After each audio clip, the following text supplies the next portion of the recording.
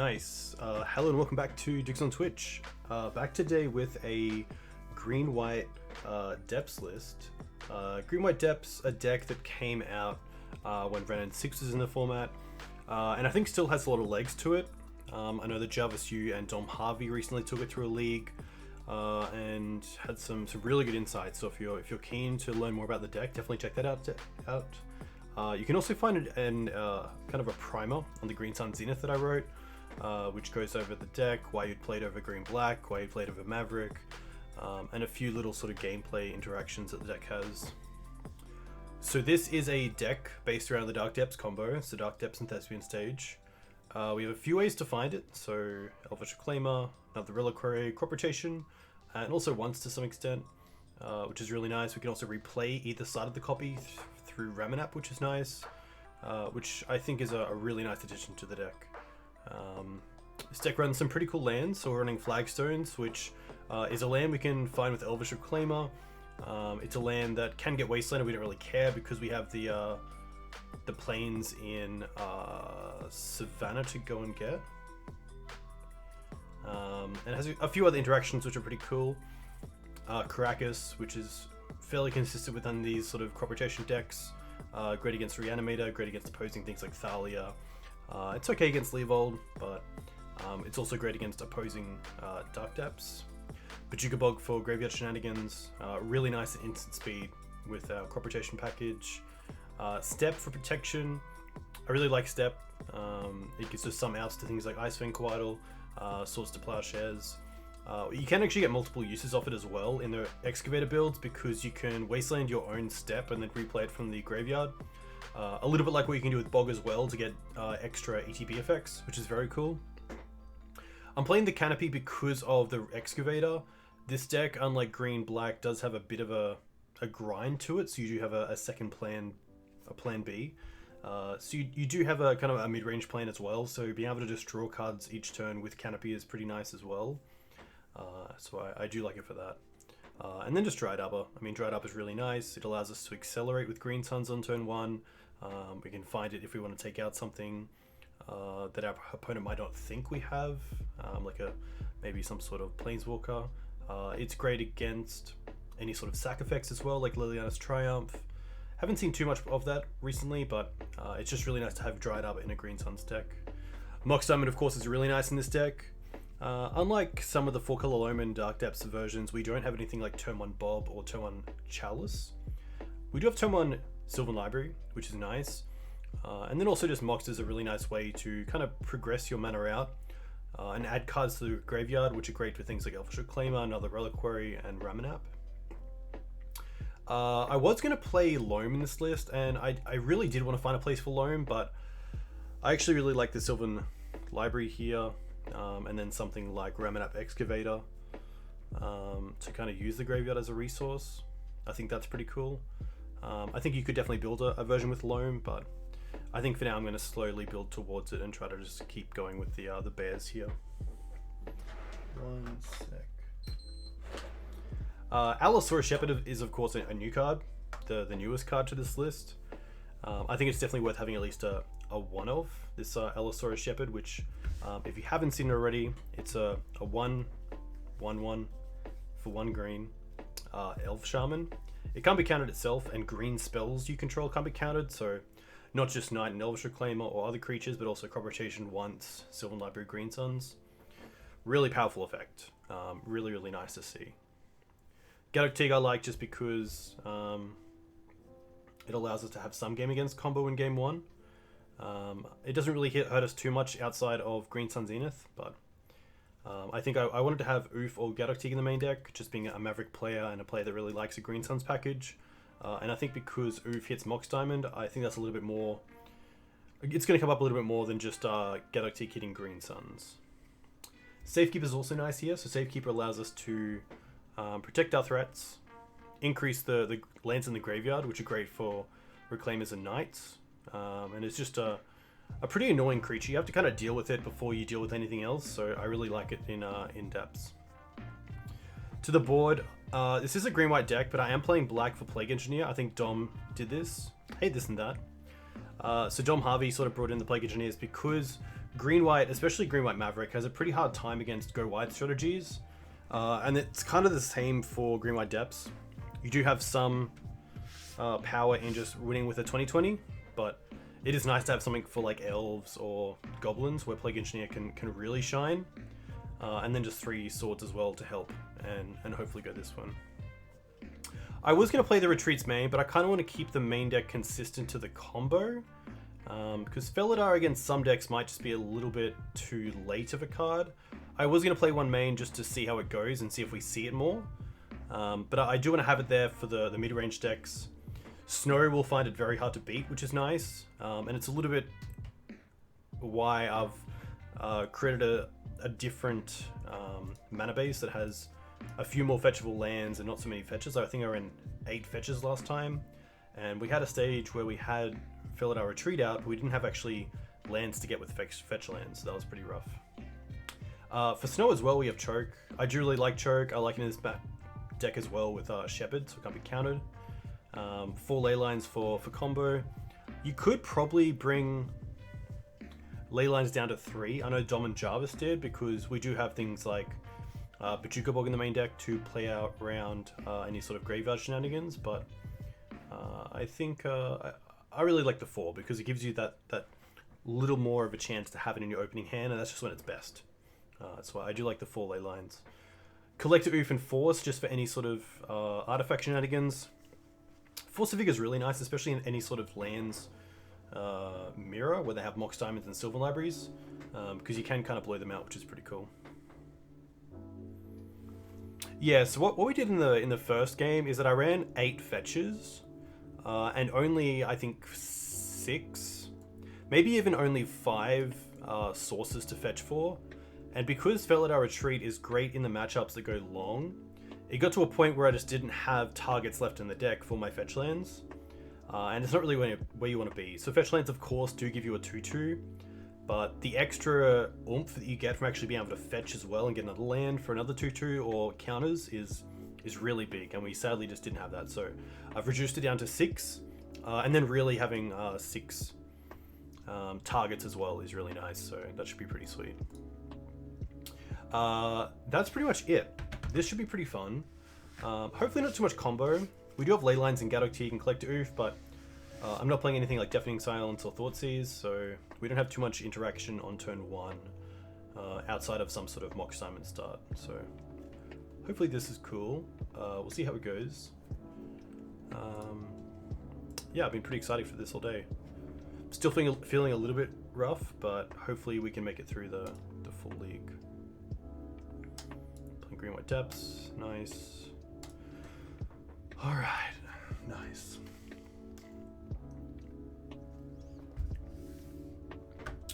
But yeah, Dom and Jarvis had some really cool plays. I'll have to find the video and put it into the description of this one when I put it up on YouTube, because it's a really insightful video, just seeing how they both talk through some of their lines. It's pretty much, the first part is Dom going through a league and just kind of showing Jarvis what his plays were and why he played them, which I think is a really great piece of content. Alright, up against Zam. Not too sure what Zam is on. This hand is okay. We have one half of the combo. We can Green Suns turn 1. We can also play the Reclaimer. We have Flagstones, which works really well with Reclaimer because Reclaimer says sack a land. We can sack the Flagstones, but then also get 2 lands off it. 1 from the Flagstones, 1 from Elvish Reclaimer. I'm going to keep this. I think it's okay. Having a Wasteland's nice also for interaction, and then one half of the combo when Thespian stage. Scalding Tarn, interesting. So the issue against the Scalding Tarn deck is right now I can't really play the game out by kind of waiting for the Reclaimer or the Knight to be bigger than a Bolt. I could Green Suns here for Dryad Arbor, which would be pretty interesting, and just keep the Reclaimer and Knight at bay a little bit longer and maybe get to a point where they could be a 3/4 or a 4/4. So I don't mind that, but the reason I don't want to use the Green Suns here for Dryad Arbor is that it's so good for flexibility later on that maybe just turn 1 Reclaimer is better. And I think I am going to go with turn 1 Reclaimer. I value the Green Suns gains as the game goes on. Underground Sea, okay. This is looking like combo. Fatal Push, okay. Interesting.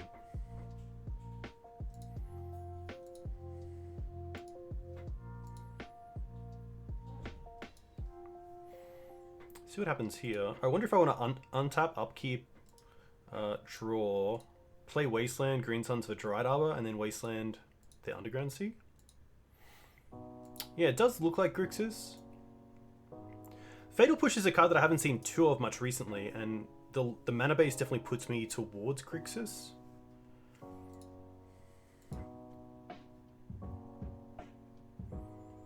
We'll see what the Ponder did. Chose not to shuffle. I think I'm happy taking out the Underground Sea. I don't really want my opponent playing an early Gurmag, or even something like a, next turn a Hymn to Turak would be pretty brutal. I could Green Suns for 1 if I really wanted to. But I think I like just going Green Suns for Dried Arbor. I'm going to allow them to daze me if they have daze, because then I don't mind wasting the land they have left. Force Negation pitching Stifle. Wow, okay. So the downside of Wastelanding this turn is that then next turn I can't play a Knight or a Ramanap, but I think I'm okay with that. We have the mana to cast it anyway, so I think going up to Underground Sea is more than fine. I'm a little bit scared of him. I mean, if him hits the Ramanap and the Knight, then we don't really have much going on.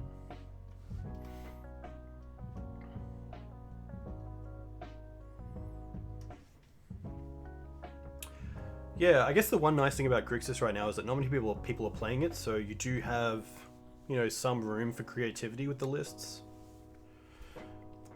Seeing the Stifle off the Force is pretty huge. This looks like Gurmag. Okay. Oh, Mox is actually really nice here. I think we'll just try to go for an early win off Knight. So I think it's just Thespian Stage, sack the Savannah to Mox.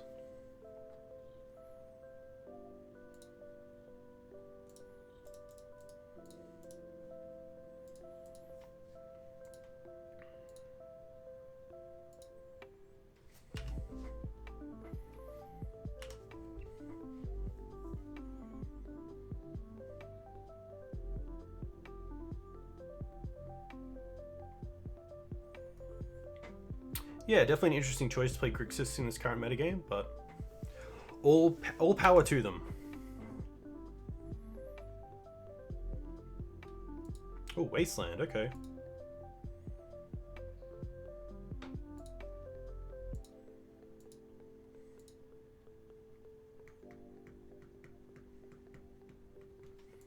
Maybe that was a consideration. I didn't really think of Wasteland, of playing the flagstones instead of the stage. And then next turn playing the stage and using the Knight to have up the Dark Depths combo. But I think if I played the flagstones, they probably wouldn't have allowed me to do that. Okay, that's pretty nice. So my opponent has 2 cards. I can play around Wasteland here and just go for Dark Depths right now. I assume if I want to do that, I should probably do it in an upkeep, but I could also just go for the value line of getting back Wasteland, which I definitely don't mind.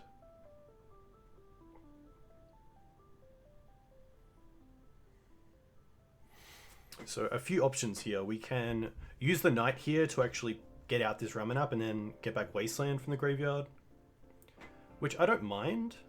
We then also have Thespian Stage, but I'm probably worried about cards like Stifle again or Brazen Borrower.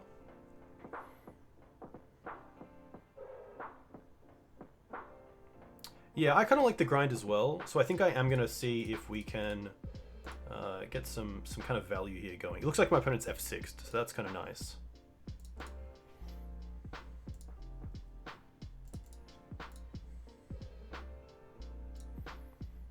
I'm going to go after the red because Fatal Push needs to have a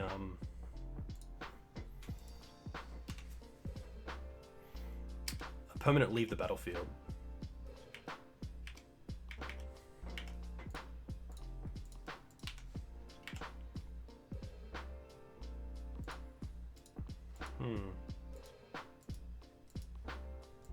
Okay, there's the bolt. Wasteland again, interesting. Here I don't mind just second Wasteland, and I'll probably do it in upkeep just because if they have Stifle in hand, then I'd rather use them use the mana in their turn. And we're just going to go after the Volk. Maybe it's correct to go after the Underground Sea, but we do have Step in the deck, so not too afraid.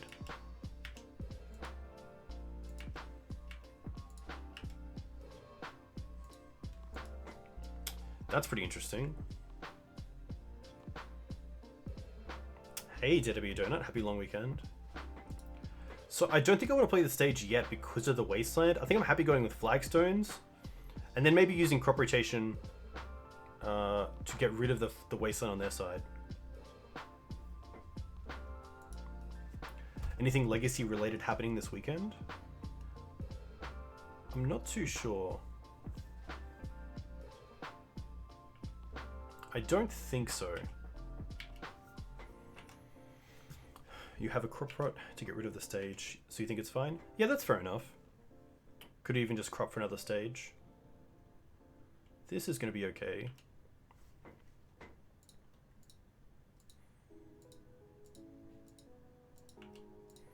Oh wow, okay. Did not expect that. Well, that's pretty interesting. I'm definitely getting rid of this Underground Sea then. Or am I?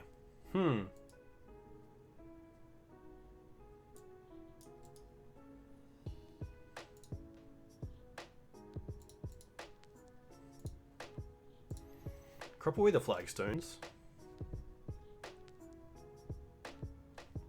They're going to force this. That's going to be okay because it's not a 2-for-1 as usual because of the Flagstones.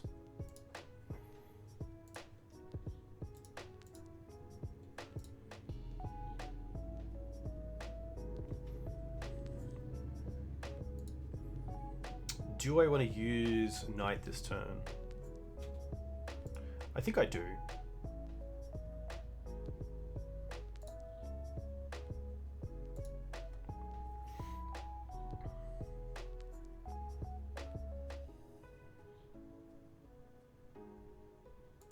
The Knight is currently a 11/11.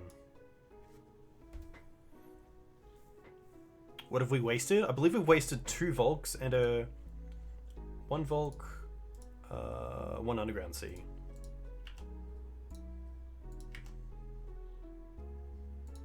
Oh, Safekeeper. Interesting.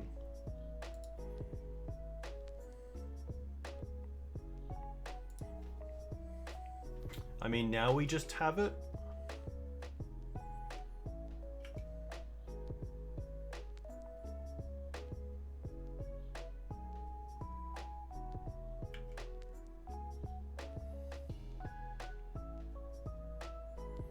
They have 0 cards in hand, so I think here we just go Wasteland on Wasteland. They Wasteland our Thespian stage, we can then float 2 mana, go and get Dark Depths and copy it. And with 1 card, I don't think they can do anything because outside of like Vapor Snag, that's really it.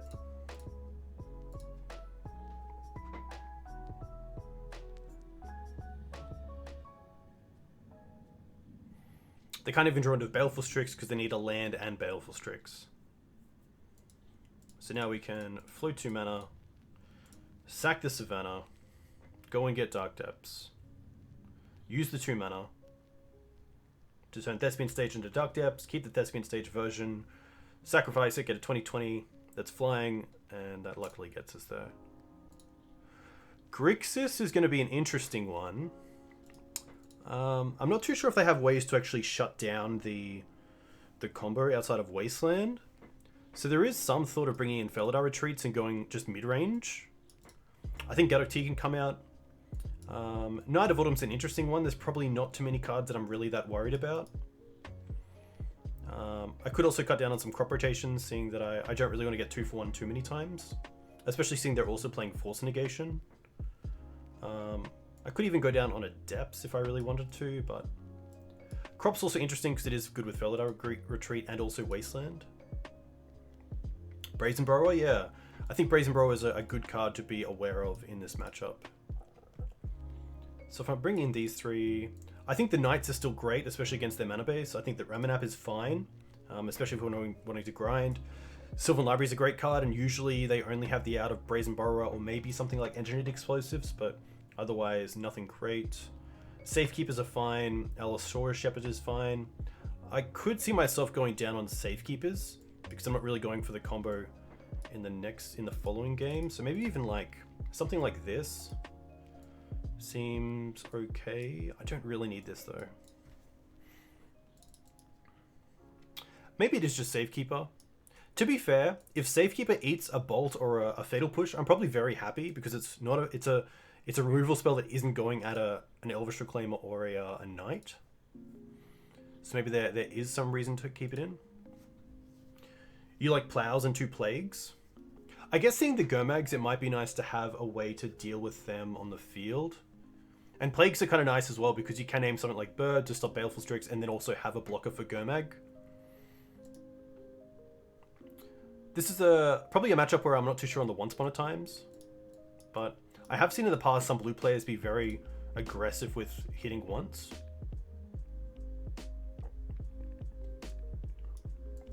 It could even be something like this. I'm just going kind of a bit more mid-range. Burrow's Young Pyrotinan, yeah, I think that's definitely a reason to bring it in. The other thing that I kind of like cutting down is Green Suns because there isn't one card we're really going for, and Dried Arbor starting off is pretty open to a lot of removal. So I might even just go up on the Plagues and just try to play a really heavy permanent base game. But in that case, maybe actually the third crop I think is worse than the 4th Green Suns.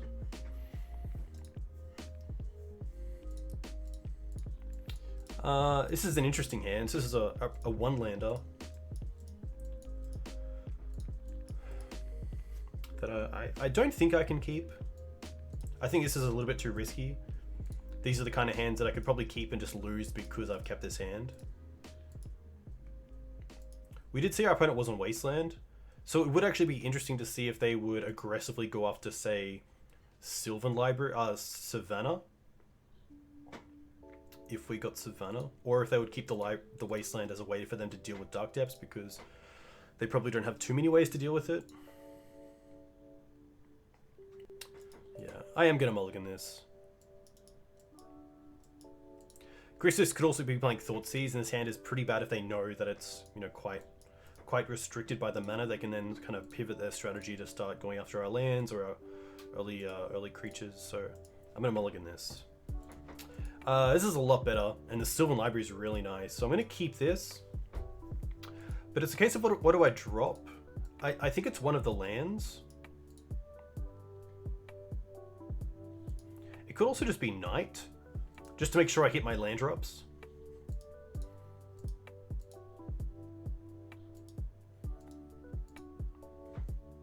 Drop Dryad. Drop Knight. Yeah. Dryad isn't the worst as a I was thinking of dropping Dryad to the Mox Diamond. Play Wasteland, play Sylvan Library. So I think the Knight is maybe the card that I don't want to have in my opening. Yeah, I think the Dryad is one to be dropped to the Mox. Drop a Claimer. Oof. a few discussions here. Yeah, maybe there is a reason to drop the Reclaimer. The Reclaimer is a nice turn 2 play. And if I have a fetch land, then it gets close to being a 3/4. Yeah, turn 1 Sylvan Library, turn 2 Knight sounds pretty good. So I'm going to keep this and I'm going to bottom the Reclaimer, because in this situation, Knight just comes down a turn earlier thanks to the Mox Diamond.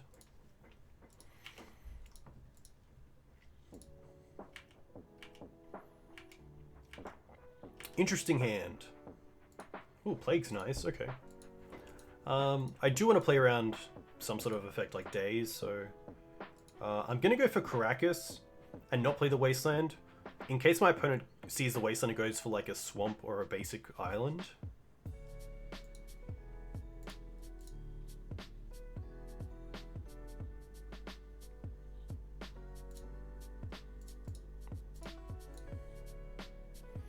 We believe they're on Grixis control.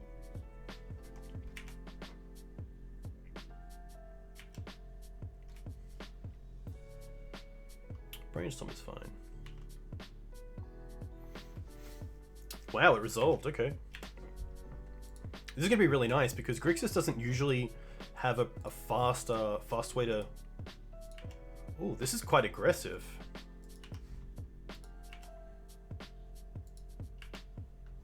I'm probably pretty happy just to take the whole hit here. Wastelanding the Volk is interesting, but I do know they play Stifle.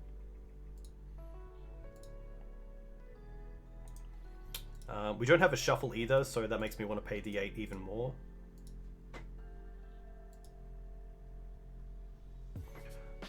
So this is an interesting one. I think if I Wasteland, I'll Wasteland the upkeep to play around Stifle, which we know about from game 1. But I also... Are they Brainstorm locked? That's interesting. Okay. That changes things a little bit because maybe I want to Wasteland them before they can Ponder in their turn. So I think we will play the Wasteland and then just pass. And then upkeep will go for the Volk.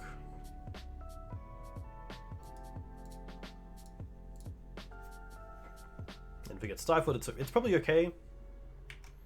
I mean, it is happening in their turn, which is nice. Another Wasteland, okay. Swords is pretty nice because that means that if they're building their graveyard towards Gurmag, we do have a way to deal with it outside of just the block with Plague Engineer. Ooh, Felidar is interesting. Okay, I like putting on top.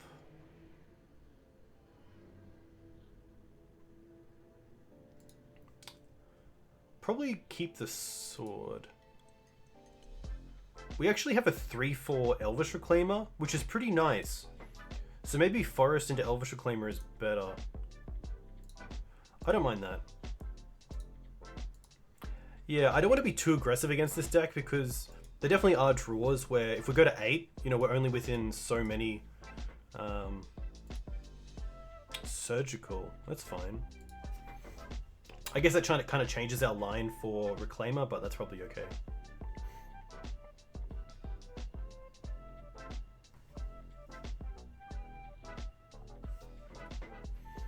So they also saw our hand. I'm still okay to go for I could also go for Allosaurus Shepherd, which is interesting.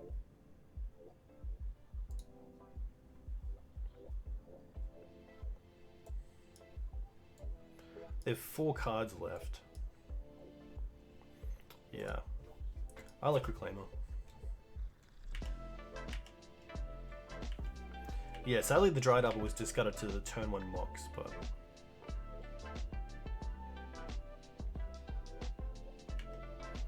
it's okay.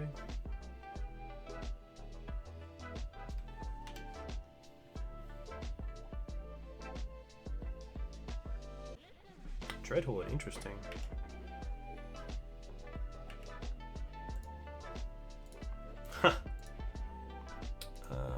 Put on top.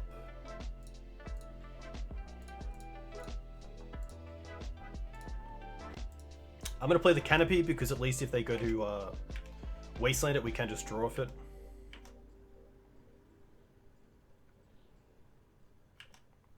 Ponder's okay.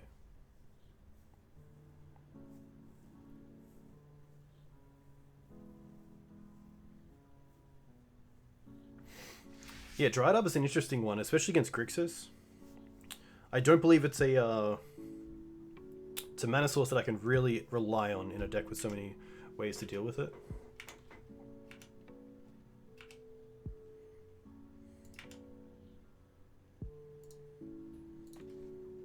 Crop Rot's pretty nice because it means we can just hold that up. Put on top, put on top. I could just run out the Felidar here, but I think I'm happy just playing the knight and holding up the crop.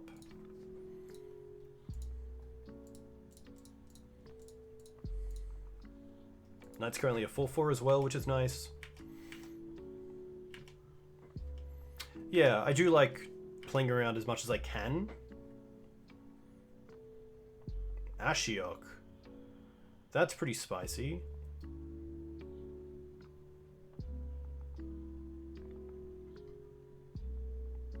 Okay. I could crop now. I could crop for something like Wasteland. No, I can't because the Wastelands have been surgicaled.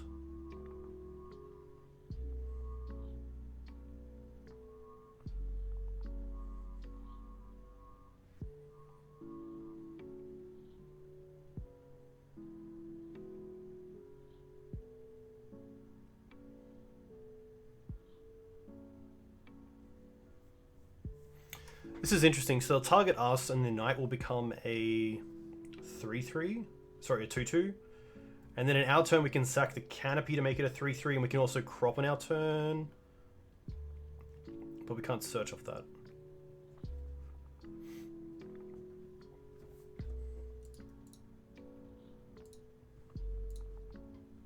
I'm gonna sack the Bayou.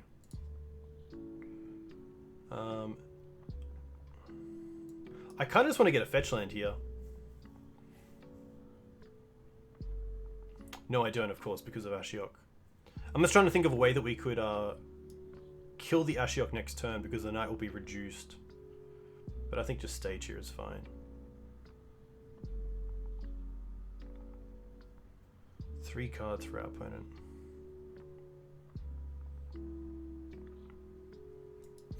My big feeling is that I don't think I'm going to win this game through Dark Depths.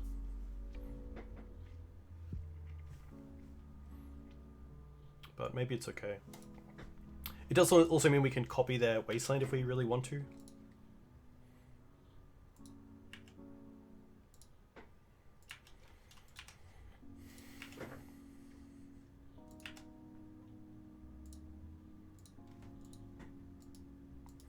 Okay.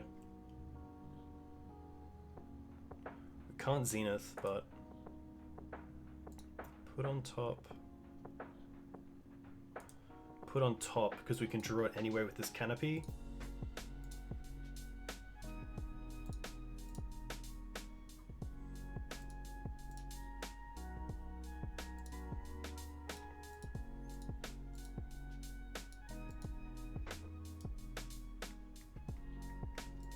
I could have used crop to kill the Ashiok, but I think it's okay getting the stage.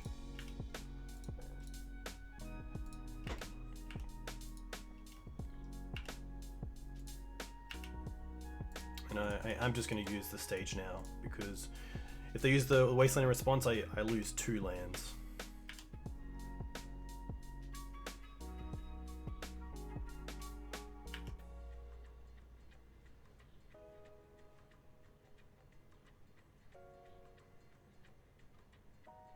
Oh, they play Caracas. Interesting.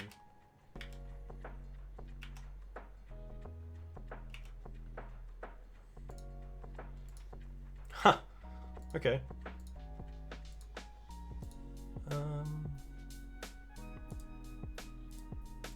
Put on top, put on top.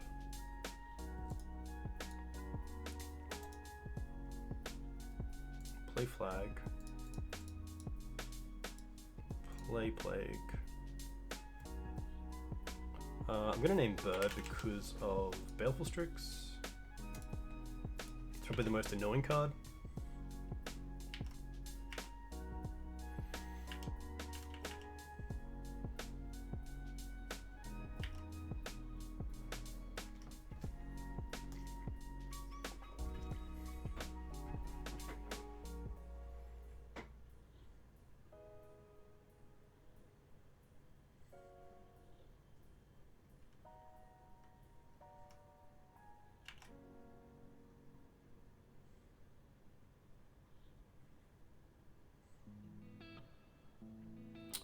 Feels like a Gomag Inkler.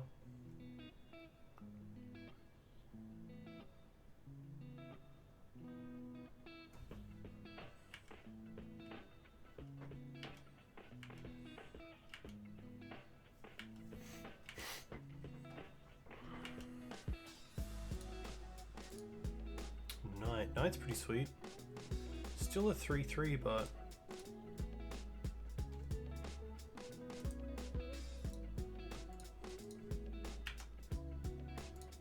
still going to attack Ashiok. And if they trade with the Gomag, I'm probably happy with that.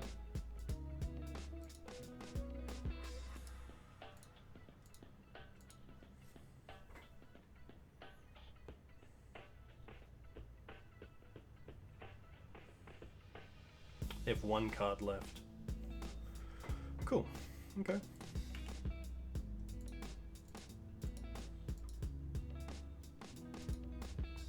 There's a world where I want to take them off this underground sea. Which I think is fair enough.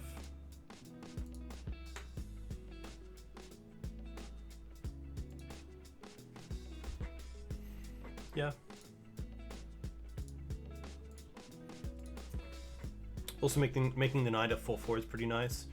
It means I can't draw into... Okay, Stifle's okay. Maybe that means I should have done it in their turn, but I didn't want them to have the ability to wasteland us and then turn on Fatal Push.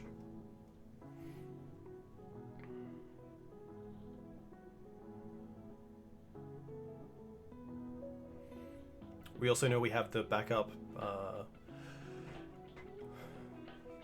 Plague Engineer on top, which is really nice.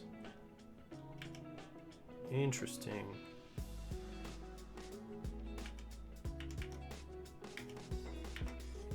Very interesting.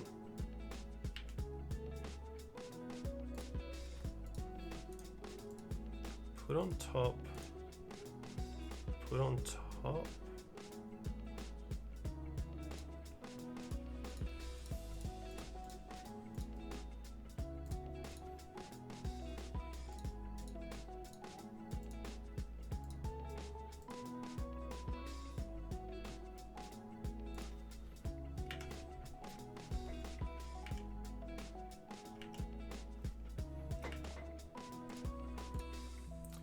Now an upkeep, I can go for Wasteland.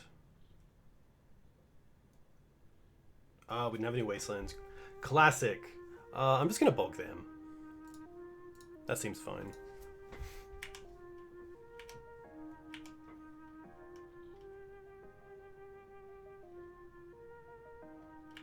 Dreadwood, okay.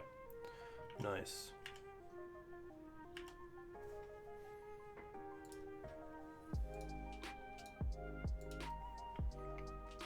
I'm not going to use the Sylvan Safekeeper here. Oh, there's Retreat. Okay. Okay. Put on top. Do I want to pay for this? I kind of do. Then I get pretty close to just being bolted out of the game. I don't think I'm okay with that.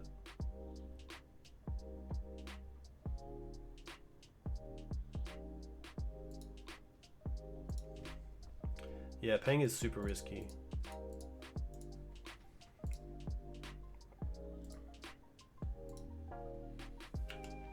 I don't think I want to attack here. I guess I could with the Elvish Reclaimer.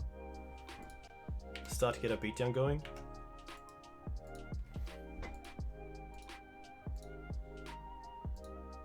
No blocks, so I'm going to give pro by sacking the flagstones.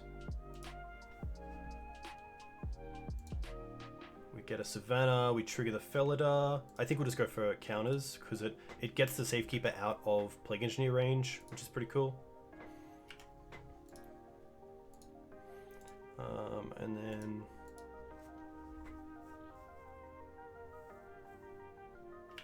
this is fine.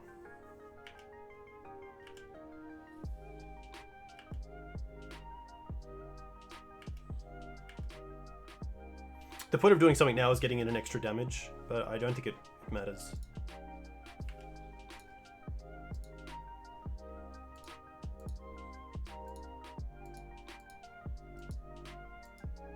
Ooh, push. That's gonna be fine.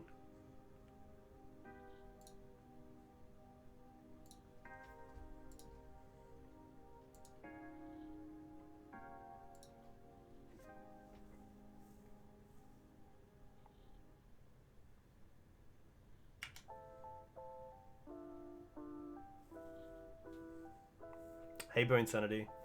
Yeah, I think this was pretty hard for my opponent to get out of. Taking out Wasteland was a little bit of an issue, but I think we would have been good anyway. Going wide with the Felidar retreats would have been sweet because we could knight up something like the second Flagstones and then sack that to Sylvan Safekeeper for another 2/2. So nearly having lethal on the swing back is pretty nice.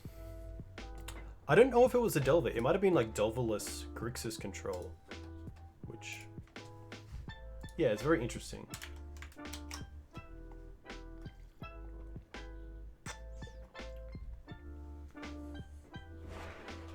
Always nice to start off with a win.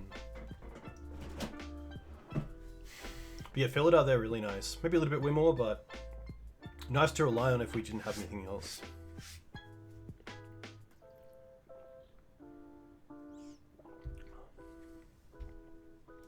Delver, let's Delver for Grixis.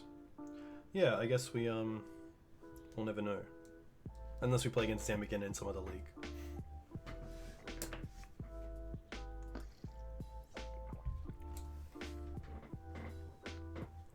Yeah, I'm not sure if they ran any basics. I'm going to assume they had at least one basic in the deck. But they never went for it, so that was pretty interesting.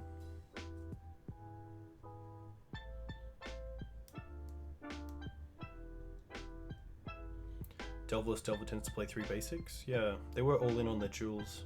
I wonder if I can find them.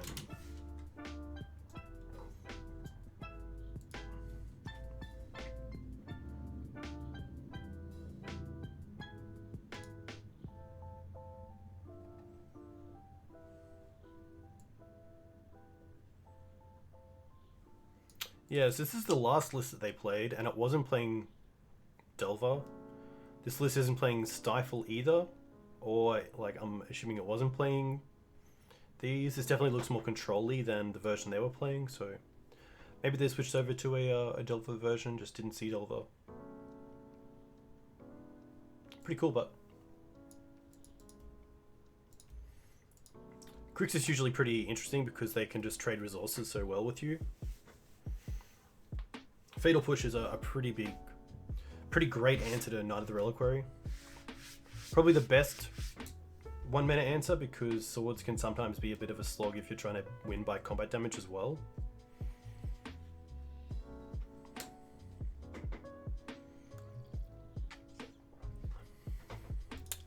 So this hand relies on the once to find a green source. So you have like Safekeeper into Sylvan Library into Knight, which is fine. We then also have the option of turn 1 Dryad Arbor. It's a very Maverick style hand.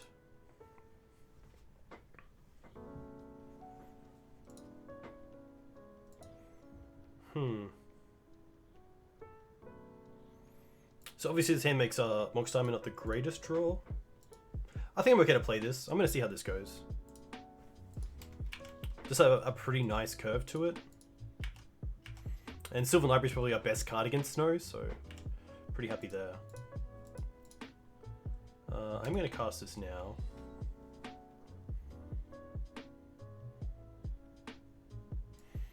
Interesting.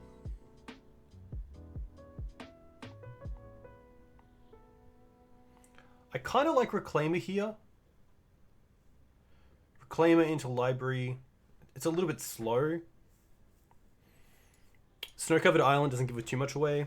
It could be snow, it could be something like Show and Tell. I don't want the Flagstones. I don't really want the Savannah. I don't really want the Dark Depth to show that we're on Dark Depth straight away. I don't mind just going for a Reclaimer.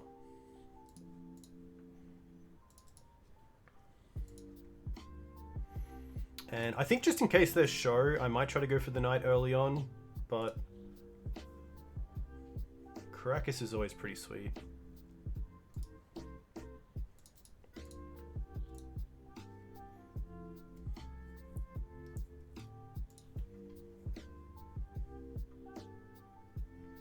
Marchester.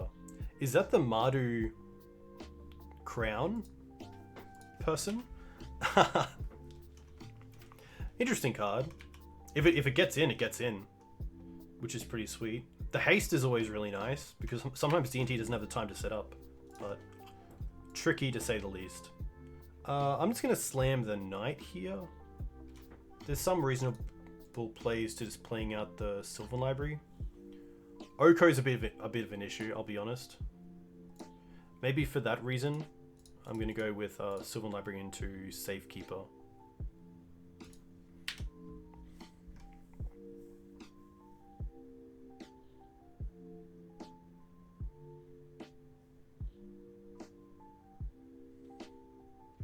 It is pretty tough against a deck with 2 to 3 Caracas.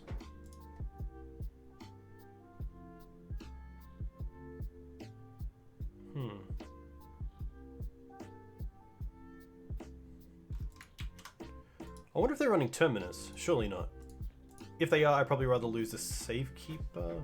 I'd probably rather lose the Elvish Reclaimer, let's be honest.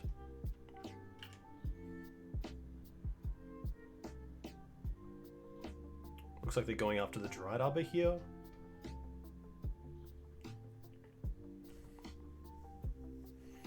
This will be interesting.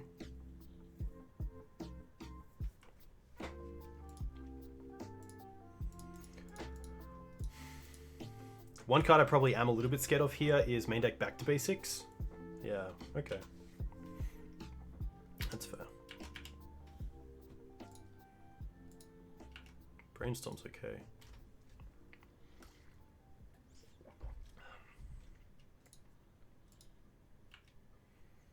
It is Astrolabe, okay. That's fine.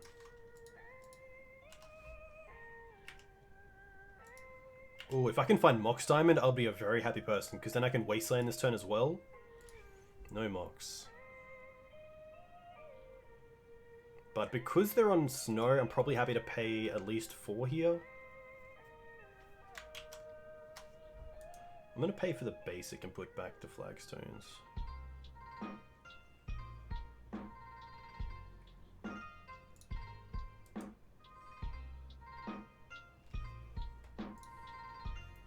I think building around board here is a little bit better than wastelanding the Volk, unfortunately.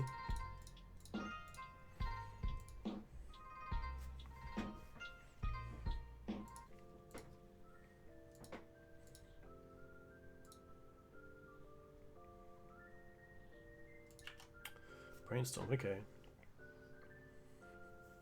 Probably trying to find a force, because if they can force this and then land an Oko, they'd be pretty happy.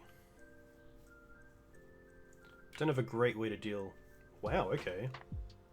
I wonder if that means, like, Terminus or Supreme Verdict? Because Dead of Winter doesn't do it because we can sack our lands to hold the night up. Which is kind of cool.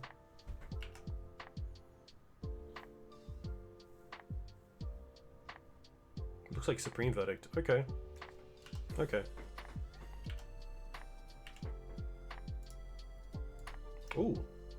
Okay. I'm gonna pay for one of these.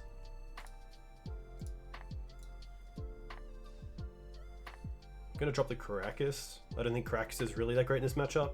If I'm Caracasing Uro, I'm definitely not in a great position.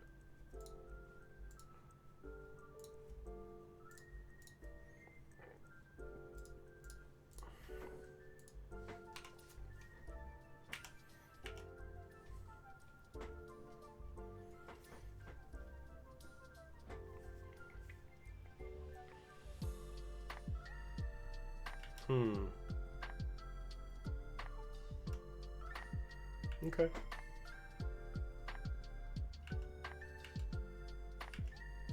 This is one of those situations where it's not the worst to have crop rotation in response to Teferi, because then you have another way to deal with it if it doesn't stay there. That's interesting.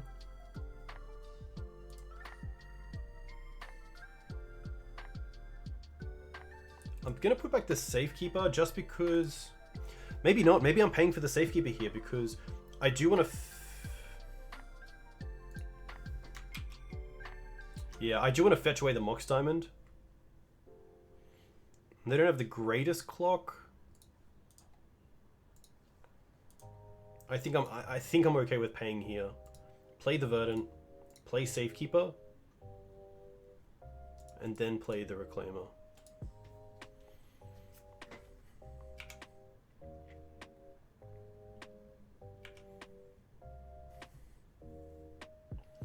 Swords on this, that's interesting. I'm pretty happy to keep this around. So I am going to sack a land. Might just be the Savannah because we have the flagstones.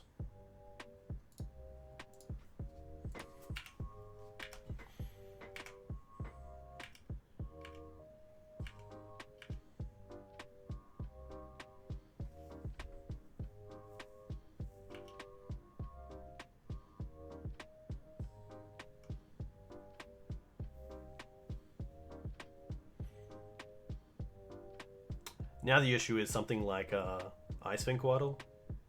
Snap. Snap's okay.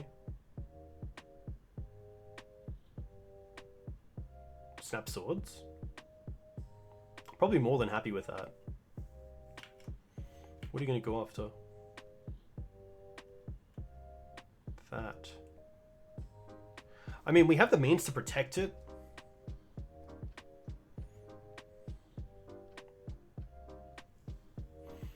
I think I am going to protect it here.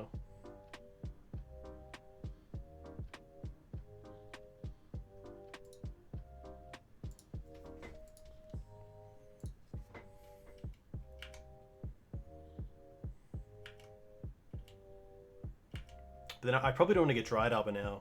I'm probably happy just fetching for a Savannah.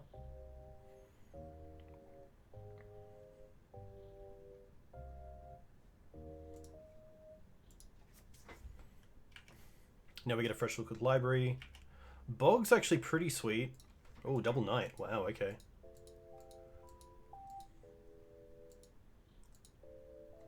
Two, four, five, six. They're so close to snap into a Supreme Verdict. Maybe that's a reason to bog this turn, so I don't really need the knights. We haven't seen... The main deck Supreme Verdict makes me think this isn't banned. But I feel like it kind of has to be. Like, there's no reason not to play Bant right now. The big question here is, am I attacking with Elvish Reclaimer into Teferi? I mean, Ice Fang is a card, but...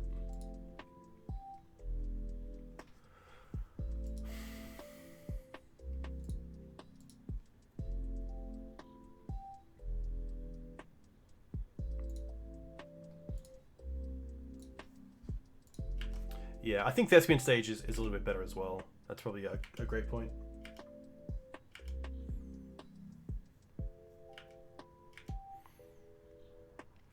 So sometimes happens with me, and it happens in a few games, and it's definitely something that I can improve on as a player is tunnel vision and just having like Teferi in my mind when I know I shouldn't, and I definitely have other ways to win the game. Go get stage. We then get to untap. Oh, Crop's kind of nice. Teeg's actually pretty nice as well, but I only have one mana up this turn, so I'm going to put this on top and this on top. I'm going to play the flagstones and pass.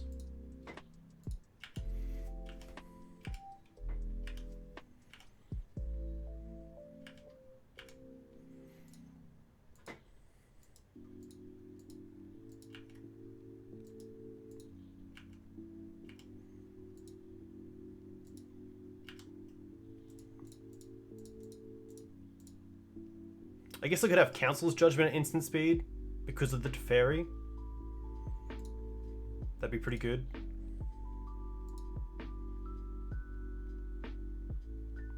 Wow, okay, so they don't have Council's Judgment. Okay.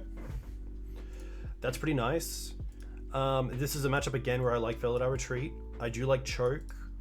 I probably don't mind the Force just because of Back to Basics. This is a matchup where I probably want to go down on the crop rotations. Not great against the blue decks and also not great against Teferi.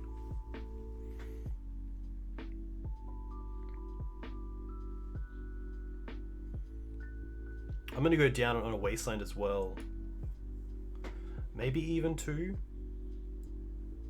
I don't mind this because then if we really want to get a Wasteland, we can go and get Ramanap.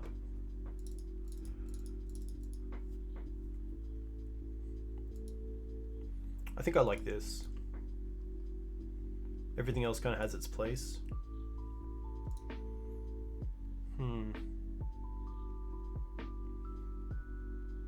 Yeah, I'm gonna run this back and see how it goes. I think these four are pretty big pretty big haymakers.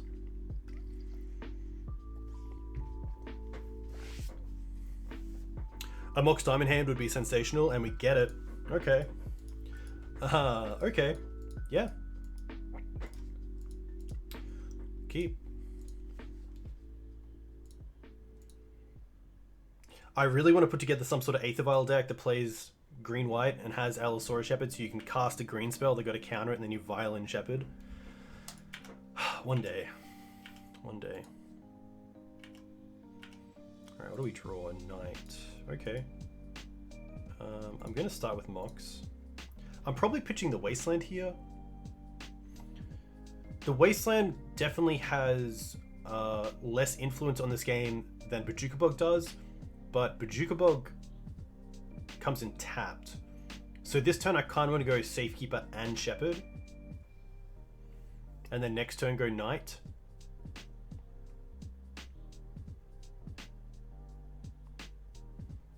So I'm going to drop the Bog. Now we get to go Windswept into Savannah. I'm going to play the Shepherd. Oh, they're sixing. Interesting. Now they're not.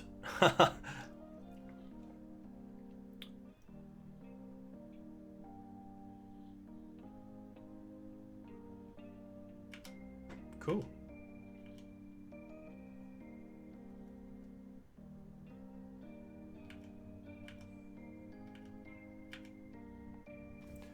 Yeah, Maverick's in a really nice spot. It's had challenge top 8 finishes over the last 4 weeks, which is really cool. I actually just had a new tournament report come out in the Green Sun Zenith, so if you want to read that, it's by Brendan, who top 8'd on the weekend with Green White Black Maverick, which is very cool to see. You can find that here.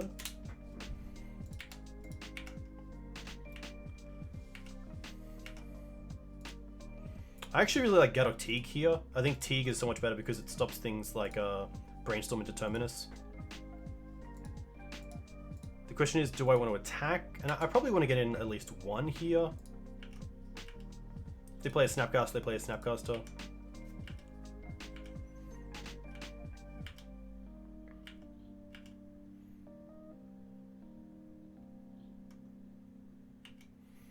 I guess, you know, like Dead of Winter would be pretty brutal here.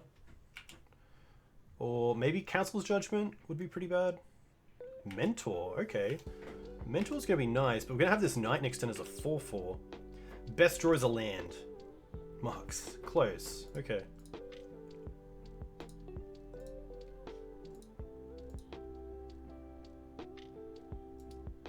I don't think it's worth attacking with the Gaddock Teeg here. I'm just going to play the Knight and pass.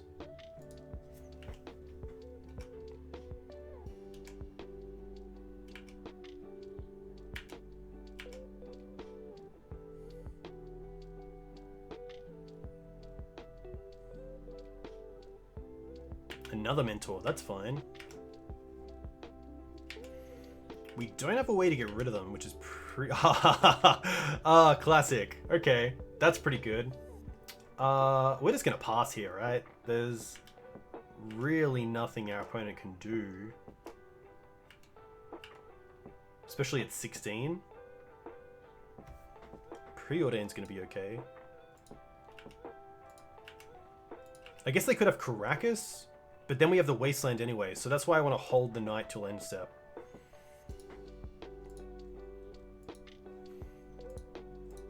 What do we see? Bottom.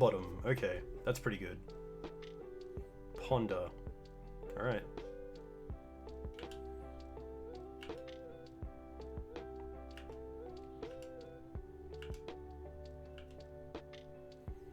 Thankfully, we're in a really nice spot where we don't really have to worry about these Mentors, and this is a great reason why the Thespian Stage combo is just so nice.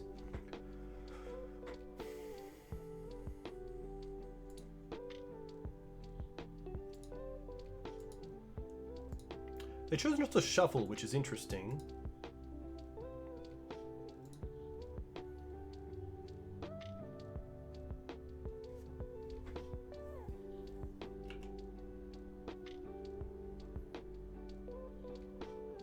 Brainstorm, that's fine.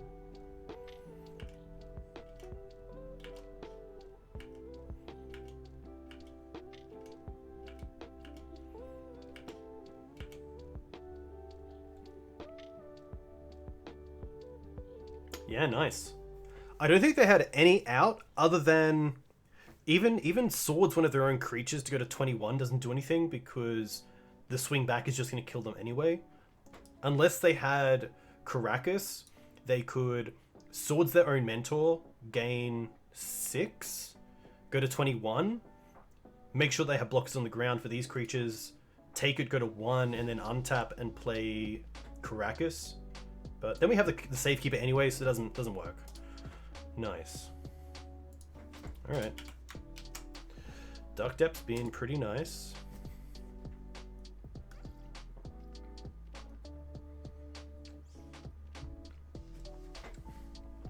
The decks felt pretty smooth. I did want to build a list so that everything was pretty much playsets. So 4 Crop, 4 Reclaimer, 4 Knight, 4 Green Suns, 4 Mox. 3 and 3. I don't think this deck is just as all in as something like Green Black, so I do like the 3/3. It also allows us to play a few more things like Flagstones, which is really sweet.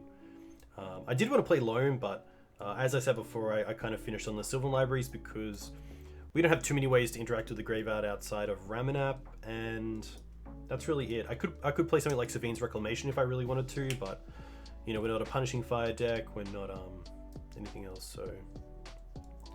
Haha, hey Bubbles, welcome. Hope you're well. Hey, if you want to play Legacy next week, I will have the chokes for you 100%. Up against K's, okay. This looks pretty sweet. Turn 1, a Reclaimer. I'm going to keep this.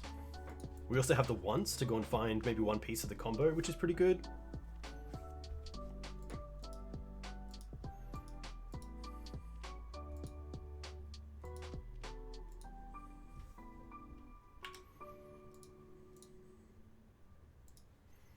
Gonna Once first.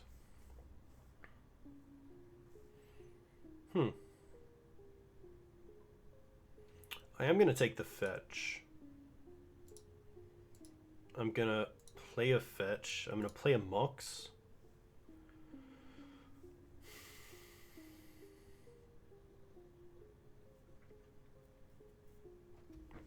Yeah, Jack, I'm really looking forward to the next state championships. I think it'll be really nice. I think they have a nice feeling to them. It's really good. Even to go out and get like dinner after or beers, it's always pretty good. So if it is back in Melbourne, which I hope it is, then we have to find a pretty good place to go and eat after. Okay, so I could drop the Horizon Canopy here, but I think that the Canopy drawing an extra card later on is worth it. And the only reason that I want to keep the fetch land is that it goes to the bin as well to pump up the Elvish Reclaimers, but so does Canopy. So I'm going to drop the Verdant and just go for Reclaimer here. Off a Savannah.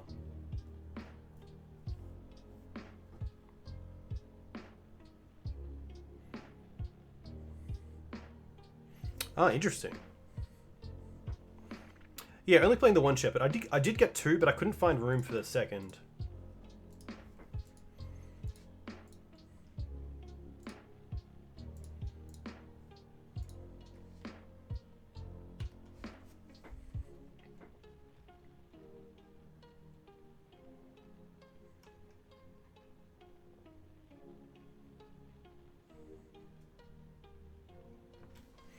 Yeah, I think a store might try to do like a legacy event, but nothing on the scale of Eternal Weekend, unfortunately. Very sad that I missed the first one.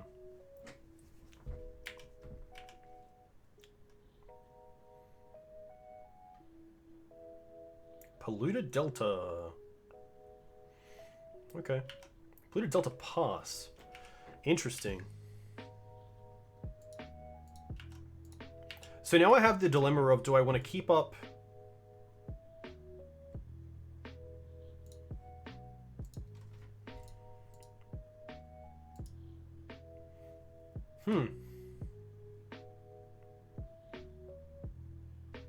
I know, Jack, you got me there. I was overseas. Unfortunately. So now the question is, am I playing against combo? Do I want a Green Suns for Gaddock Teeg? Do I want to keep a Reclaimer up for something like Bajuka Bog?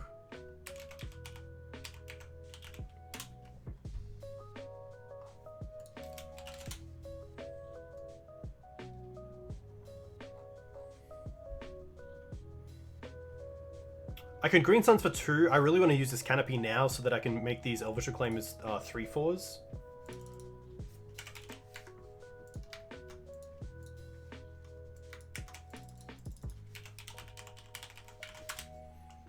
Let's have a look. No results. Interesting. I'm gonna take a quick squiz because this is an interesting what's the play. It's probably a world where I lose this game because I don't Green Suns for Gaddock Teeg, which is in the main deck, and that's playing it pretty safe. I think that's okay. I would hate to attack for 6 and then just lose to like Tess. So I think Teeg here is fine.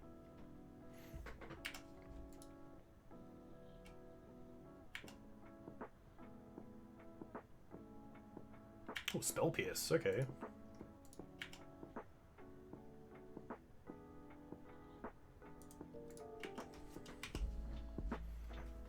Hey McMuffin, welcome. Hope you're well. Thanks for the follow. Ponder, okay. Well, now we can see how this Ponder goes and if they shuffle.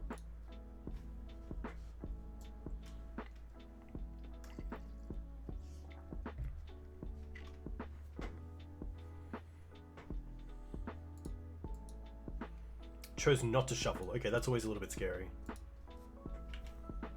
But no Bolt, which is nice. Alright. Oh, Crop Rotation? That's interesting.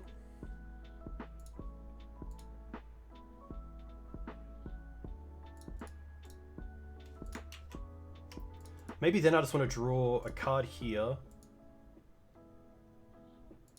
And attack with just one... Yeah, I like that. Attack with just the one Elvish Reclaimer. And hold up the other.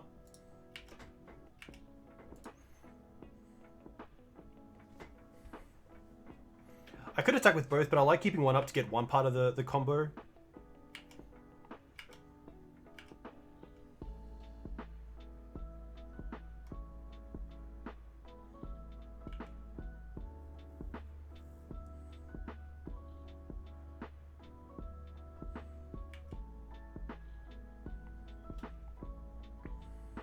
Brainstorm, okay.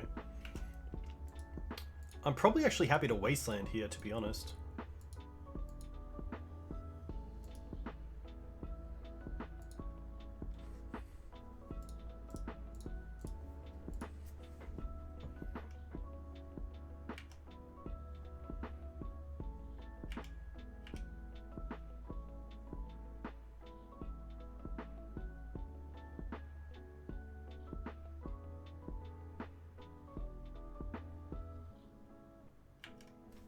Ponder. Okay, let's hope for a shuffle. Not too sure what this is. Could be a combo deck. Spell Pierce does see it play sometimes in Show and Tell.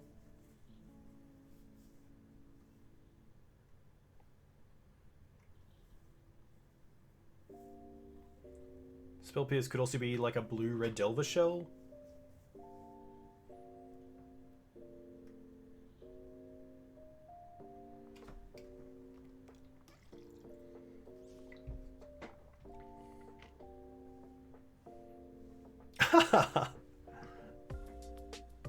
Hey man, you are always welcome to a hug. Especially in this current climate.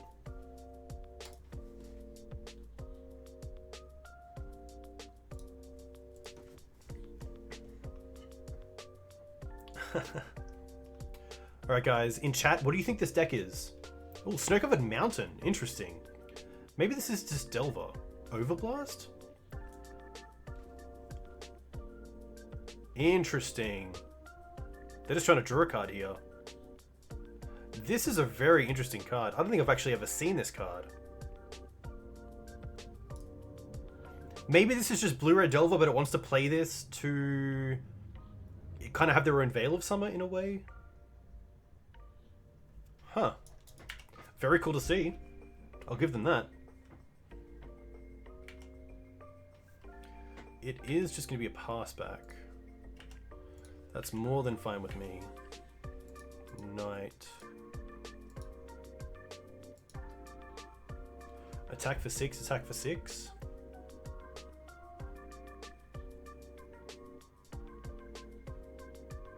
Haha. Hey UQ, I know that feeling. It's Seagate Stormer with Raise? Interesting, okay.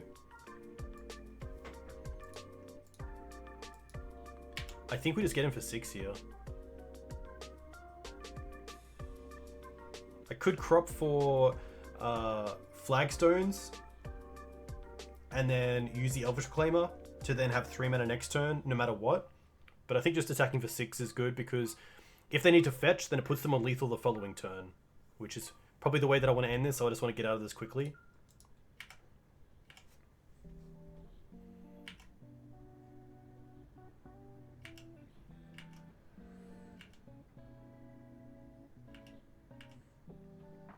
But I feel this turn is going to be very interesting. Okay, Ancient Tomb is pretty scary. Show and Tell, okay. I think we just put a Knight of Autumn here. Because we have crop rotation for Caracas. Oh, they get to put in a creature though, which is fine because we have the Caracas. Ah! Okay. That resolves.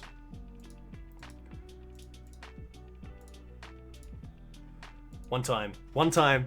One time. Ah, please. Ah! Ah, so good.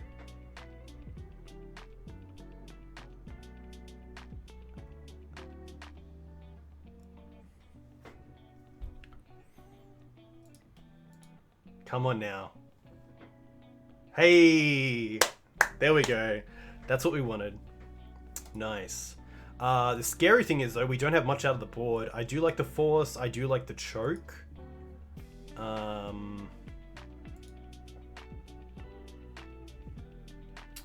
probably don't like the Excavator. I think that's a little bit too grindy.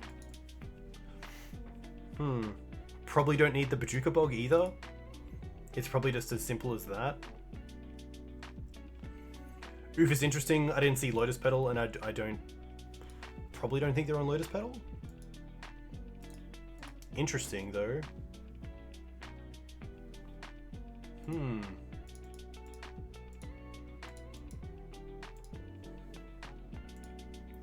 Hey, Wolf.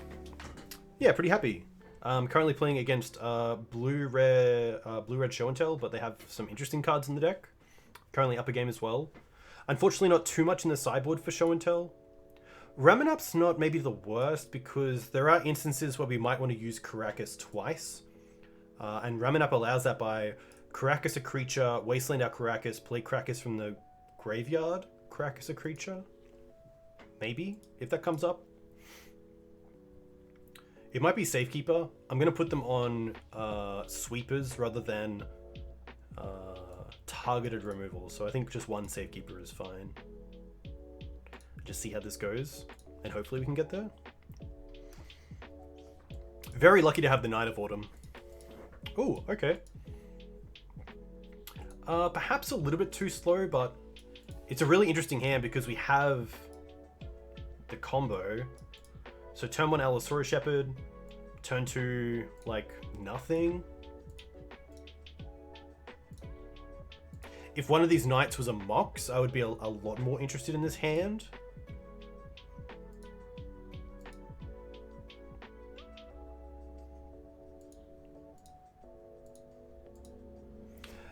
The unfortunate thing is that we don't have too many cards that we actually want to mulligan into. There aren't too many cards in this deck that are just fantastic against Show and Tell. So I think if we can keep a hand that has a plan, has a way to win, a little bit of disruption, I'm probably okay with keeping it, so I'm going to keep it. I think this is an okay hand. And we just gotta hope and dream.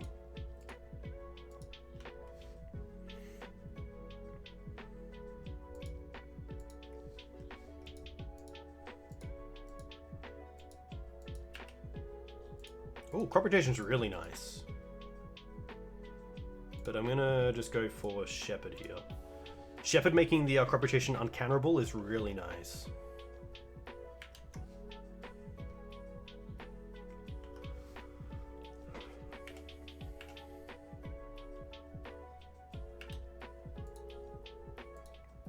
I mean, they could just have like Ancient Tomb Show and Tell. That'd be pretty scary. Oh, they went for Volk. Interesting. A Braid. Alright, you got me. Come on, Mox time in one time. Halo Boom. Verdant's interesting. I do like just going for Wasteland here. And then we also have crop rotation open. If I can make them stumble a little bit, then maybe I can get there.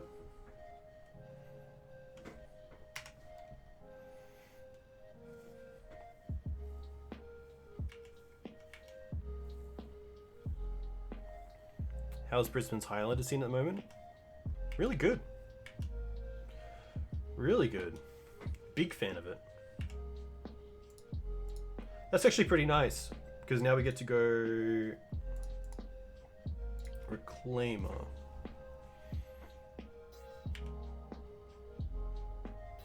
Hold up crop. I wonder if they have a Braid again. Ooh, okay. So we could crop now for Caracas. I don't mind that. It also means we save the Elvish Reclaimer, which is really nice.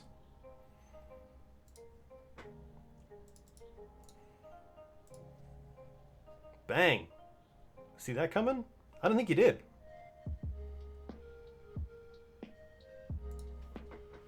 Nice. That feels really good.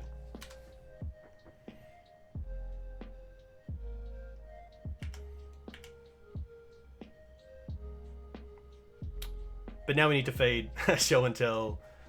Yeah, okay. That's pretty good. Not gonna lie. I guess we have Force of Vigor we could draw into.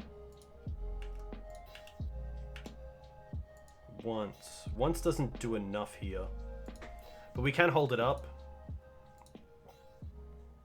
To be fair as well, our opponent could just be holding this up for the sake of playing it. They don't necessarily have a creature in hand, so I don't want to play too scared, but I think it's safe to hold up one Caracas. So I think stage, attack with Reclaimer, and yeah, just hold up once is fine. I mean, with the Ancient Tomb, if they are going to be using it, this Reclaimer is 5 a turn, so see how this slides.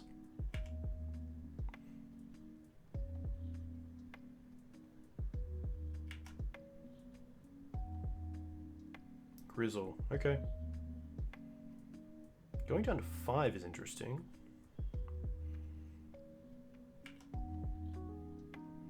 So I do want to Caracas here, because if they find a Lotus Petal, they could then put it back in and attack with it with haste, so I want to wait till it attacks.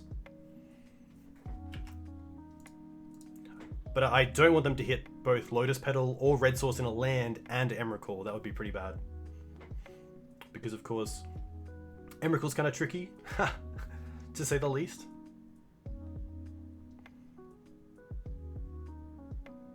I would love to see a Ponder Shuffle here.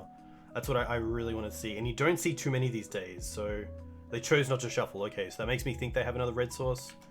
Lotus Petal.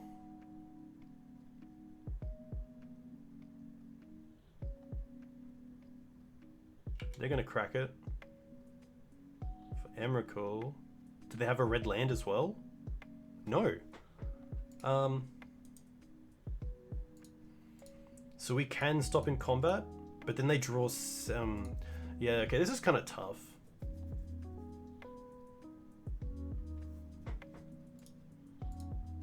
I mean, so we go to Wait, can I go to combat here, or do they get priority first? We can go to combat, and then I can Caracas this, correct? Just so that in the main phase, I don't Caracas this, and they play a land and put it back in. I believe I can. You can combat, yeah. And here I have stop an opponent's turn, so beginning of combat, I get to use Caracas on the Emrakul. It at least doesn't kill us this turn, which is nice.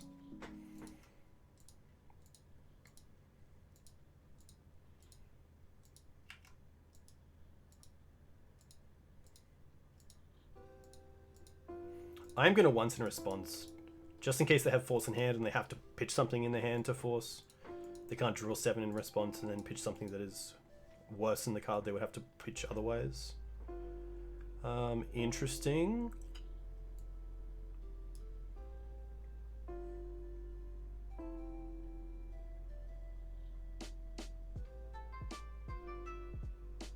It's probably just Wasteland in case they do have another red land. But this is looking pretty bad because we don't have a great way to answer the sneak attack.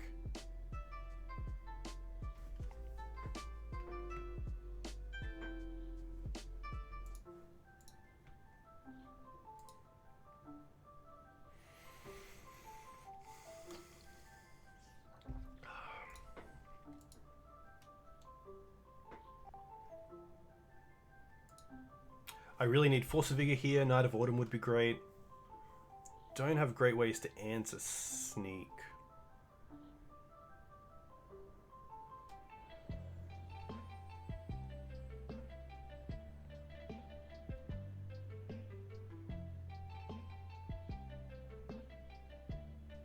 I mean, it sounds impossible, but the only way we have to win this game is they don't hit another red source next turn.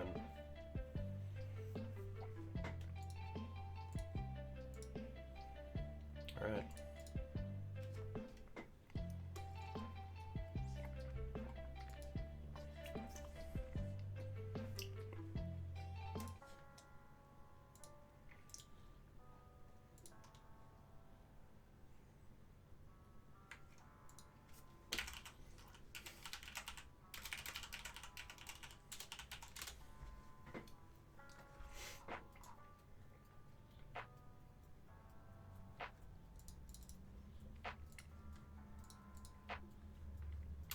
Rough. Show's really good.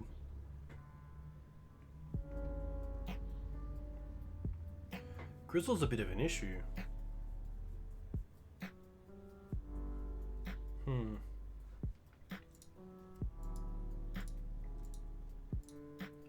Sadly, there's not too much we can play in the board to help with this. Maybe Pith and Needle because it's quite it's got a few things. Yeah, this isn't great.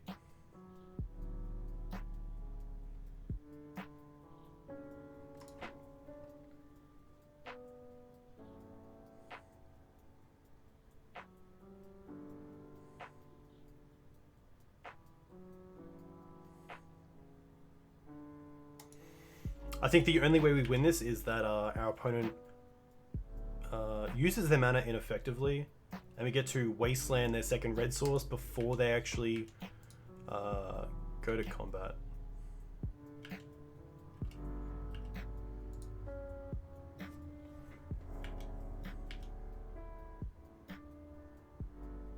Oh, they played a... Interesting. Okay, maybe they're looking for a Lotus Petal? Maybe then the best play was just to play a Night Out. Maybe that was really incorrect. They chose us to shuffle though. 1, 2, 3. Activate Sneak, that's fine. Oh, another Grizzle? Oh, okay, I get it. I get it.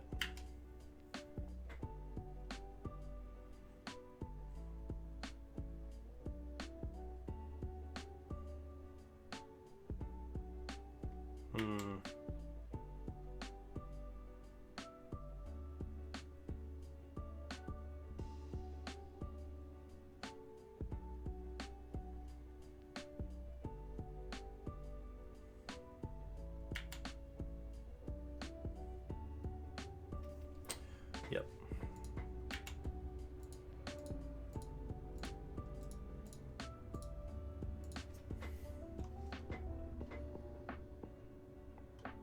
I definitely should have played the Knight. I guess I couldn't have because I needed green and white, so that's why. Okay, now I feel a little bit better, but...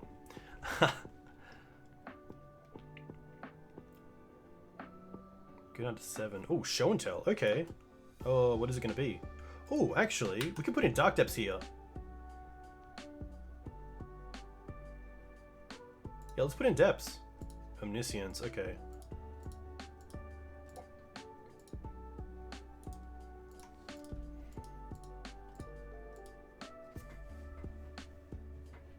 Hey Mage, thanks for the follow. Let me know where you're from. If you play Legacy, what do you play in Legacy? Unfortunately, science here is very good, and I won't have a way out of this. Because they will get another turn with the Emrakul, they can then swing with both creatures. We don't have Caracas open. We will also lose our board, but might as well see if my opponent plays any other cards that I'm just not aware of. Just trophied? Very cool. Congratulations. What were you playing?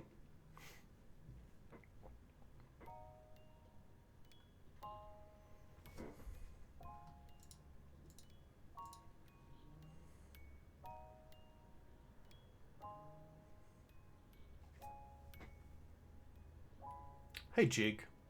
How many qualifier points do you have? I don't think I have many.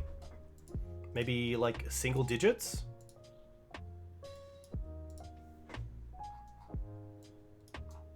$10? Yeah. I should definitely play more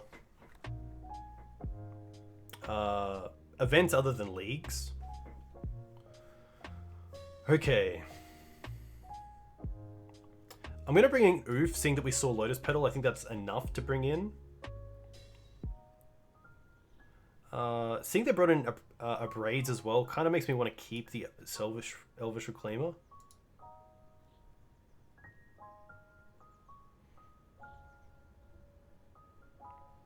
I'm going to go down on a library perhaps. I don't really need the second library here. I don't mind the first because then we can dig for things. It might just be Ramanap to be fair.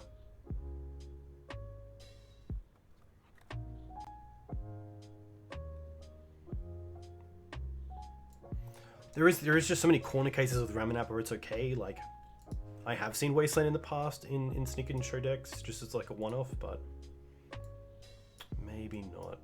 I'm gonna take it out. That'll be the 60. Let's get him.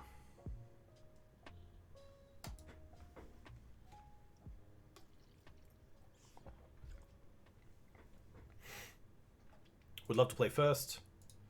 And this hand is okay. We have the Force of Vigor, which is really nice. So I'm going to keep this. And I think I'm going to go for turn 1 Reclaimer. And then we get to sack the Flagstones, which is kind of nice. Keep the Green Suns for something like Gaddock Teeg if we really need it.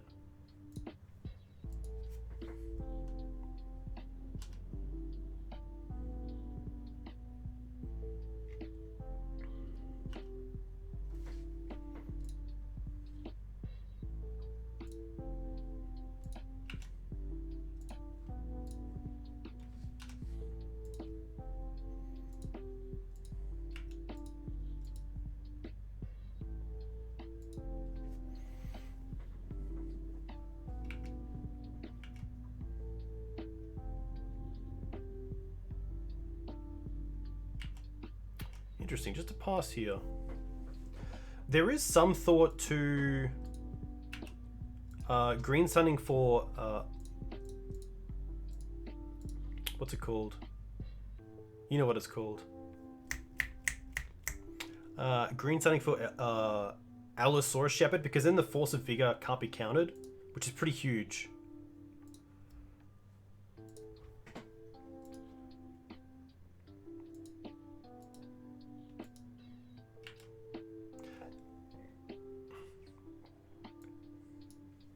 Now the question is, do I just want to go for Thespian Stage? I think I do.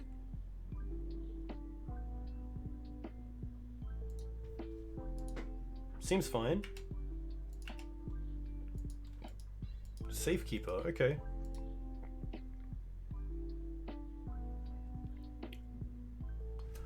Okay, so we have 30 minutes. We have some time to talk about this. I think the play here is we play a land to then have 2 mana up for Elvish Reclaimer, and we green suns here for Allosaurus Shepherd. So that come show and tell time, the Force of Vigor can't be countered unless they have a way to deal with the Allosaurus Shepherd as well. But if I play Savannah here, yeah, I think this is fine, because then we can also go and get Step if we really want to protect this Allosaurus Shepherd.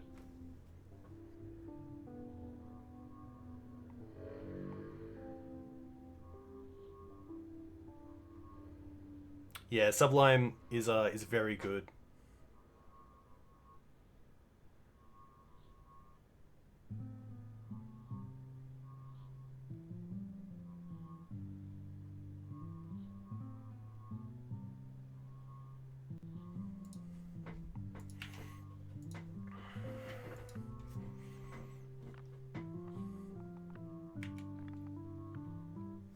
Oh, so you're saying Sublime won't work?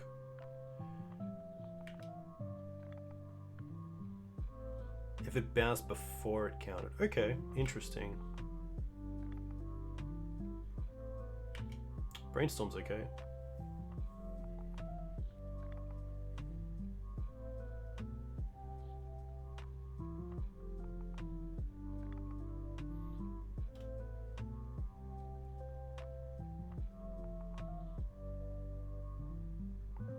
Ah, yes, yeah. Okay, I get you.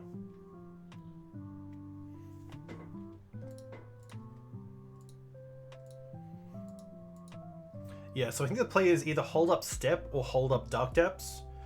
And then if we do get a next turn, we just get to play the Dark Depths and just pass with open mana. And just hope it's enough.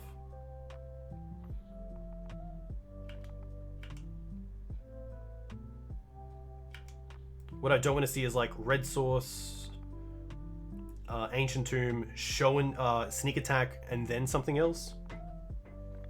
Hmm.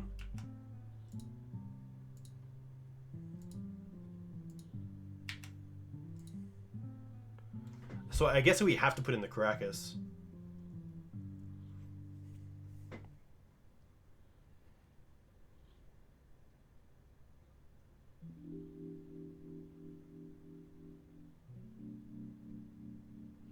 There's no other line. Safekeeper does nothing. Knight does nothing because it doesn't have haste. It's Caracas because what they're probably doing here is putting in Sneak Attack, and then they have the 1 red mana to give their creature haste. So I think it just has to be Caracas. Oh, Omniscience, okay. Oh, but if they have the Emrakul, it doesn't really matter because we have the Force.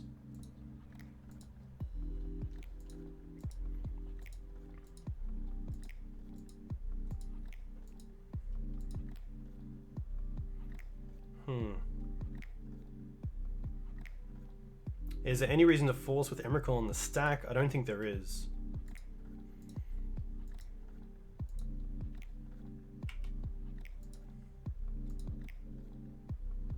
Oh, Grizzle as well. Far out. Ah, that's why I should have. That's why I should have hit the Omniscience. I am an idiot. Oh no. Of course, I just didn't think they'd have all 3 of these in their opening hand.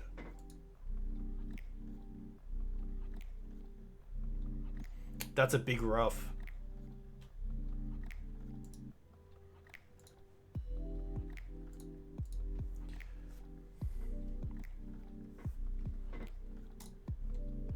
That's really rough.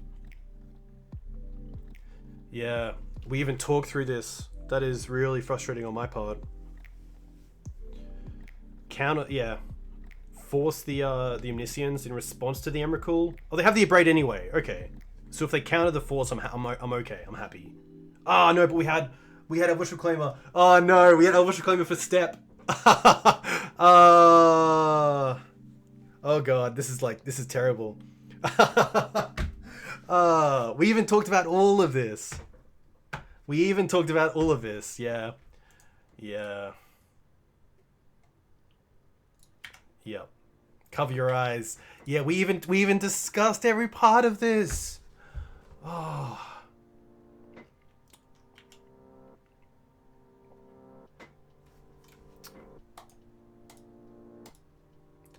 Shame.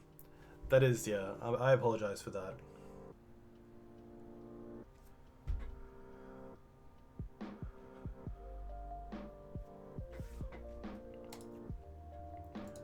When you line it all up and then you just don't have it. Rough. Because they're, yeah. Show and Tell, Emrakul. Yeah, we had the line. So for those of you watching, we had the line. That's what counts. That's what counts here. Rough. Yeah.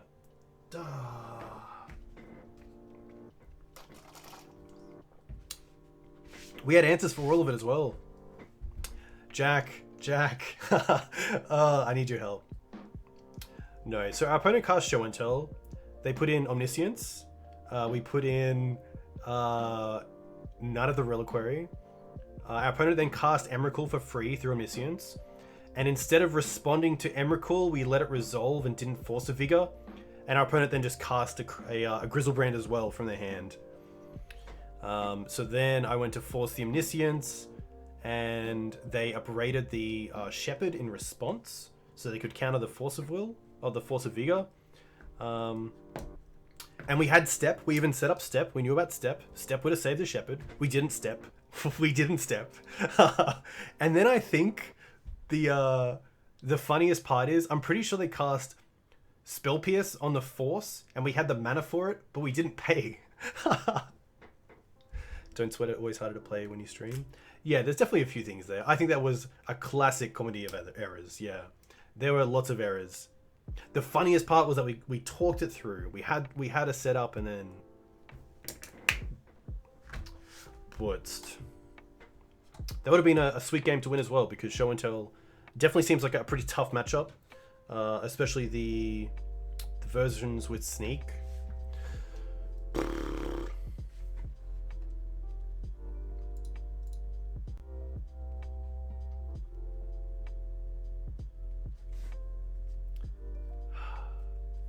That's cool. I hope you guys are enjoying this. And girls. That's just a rough one to swallow. Hey, pretty cool to see Hallow Newton at the top with, I believe, Elves. Negated 77, most likely on Fast Steps. Ballisian and Bobber is who I believe we played against in round 2 with Snow. Flying Whales is Connor, playing Loam. Some sweet decks up here. Alright. Oh, Portigan. Ah, interesting. So Portigan is actually a player who has won a challenge before, or at least, yeah, I think won with a Maverick deck a few months back, which is very cool. This hand is sweet. We have a free once. We have a mock start. I'm pretty happy to keep this. What is Fast Steps? Hey Tom, very cool to have you in here. Congratulations on the trophies so far. I'm sure there's many more to come. It's interesting that this snow-covered basic puts I think my opponent's on D&T and not a snow deck, just because of the planes they've chosen for snow-covered basic. I don't believe this is... Yeah, that's an interesting one. Alright, let's cast once here, because we do want to cast the Mox Time in this turn to then have Once Upon a Time up as well. To be fair, this hand is kind of missing a threat, and I think Knight here is pretty perfect. The Wasteland, probably not that great against snow-covered plains, or at least a deck with them. The Verdant, not really needed. We have our colors on pretty well, so I'm going to go with the Knight here. I'm then going to cast the Mox. I'm going to pitch the Wasteland. I'm going to say that's the land that I least like here, because green gives us our other color. I'm going to play the Forest here, because then we have a mana base that can't be hit by Wasteland, and probably just pass. I could Green Suns if I really wanted to, instead of once, but I think because Green Suns gets better as time goes on, I'm going to use the once here in their turn.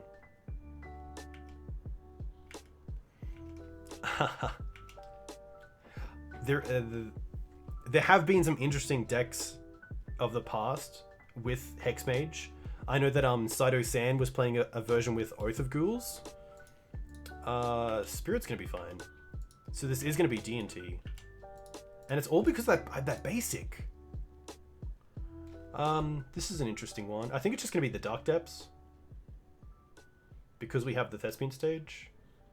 Safekeeper's interesting. Allosaurus Shepherd doesn't do a whole lot. I'm just gonna go for the Dark Depths here.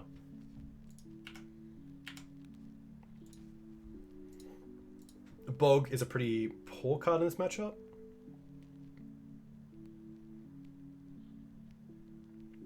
So this is interesting.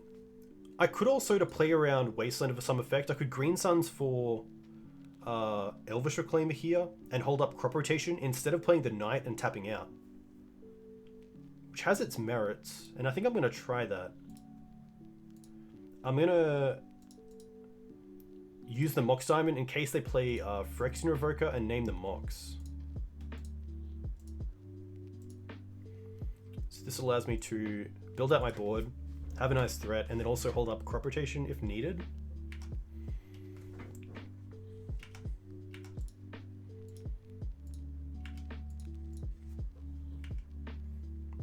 Legacy prelim in 3 hours? Interesting.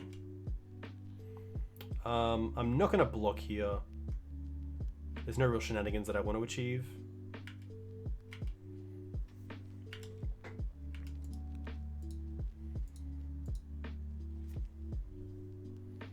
Mother of Runes, okay. Fair card, that's going to be okay. Port, okay. Interesting.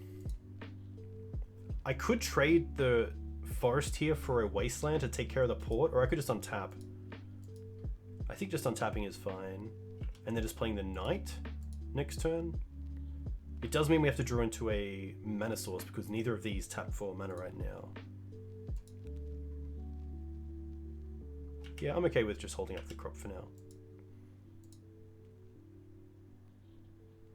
There's also a play here to actually copy a basic, so it can't be wastelanded, and I don't mind that. I think I am just going to do that. This game is going a little bit slow. I might be a little bit afraid of something like Jide, but I think this is okay.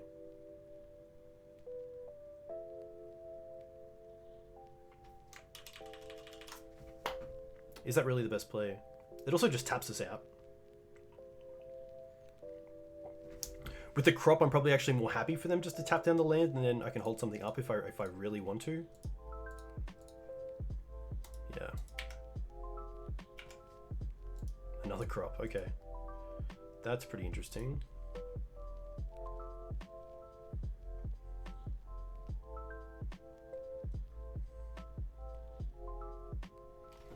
I think I just want to play the bog and maybe crop it into another land.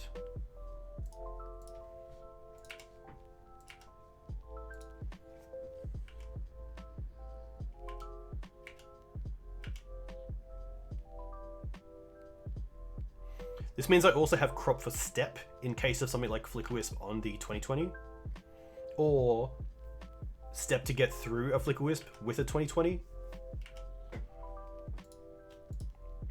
This is also interesting because I can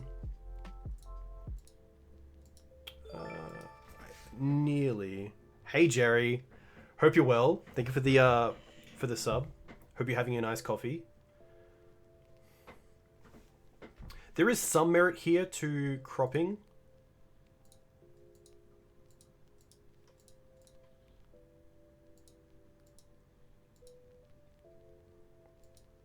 So I could crop for flagstones and then sack the flagstones, which puts extra cards. So I actually am going to do that. So let's go to blocks.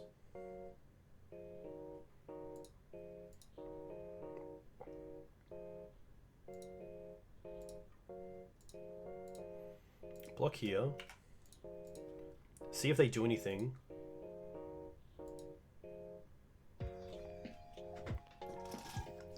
They're going to give pro now. That's really interesting. They really want to keep this Safekeeper around. So let's go crop rotation, sack the bog. Bog isn't really needed game one. Go and get this flagstones, which is nice because now we can sack the flagstones and also get extra mana off it, which will also make the Elvish Reclaimer a 3/4. Sack flagstones. We will get Savannah. And then I might even just get a second stage. That seems pretty great. Could also get a Wasteland if I really wanted to, but I don't mind second stage because it plays around Wasteland. It kind of plays around Wasteland and also Port.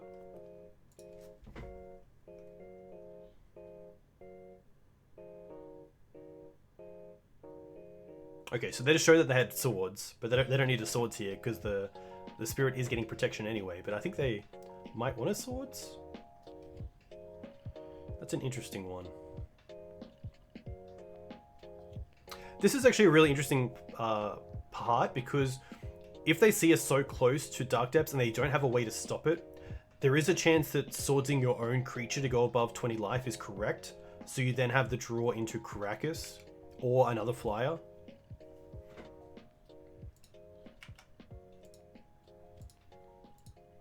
So we'll see if they keep up the port here, if they play something else. Vial. Okay, Vial this late I'm more than happy with. And if the Vial... Okay, they have Caracas. Okay, that's pretty good. Well, that's not actually not too bad, because now we have Crop Rotation and Dark Depths. And we have the mana for all of it. So I'm going to use Savannah to crop. I don't need to, actually.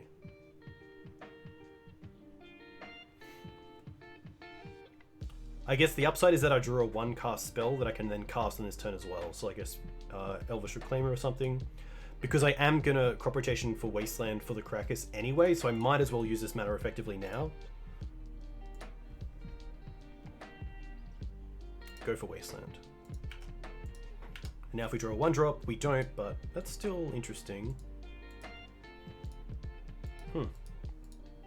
I think just Dark Depths pass is fine.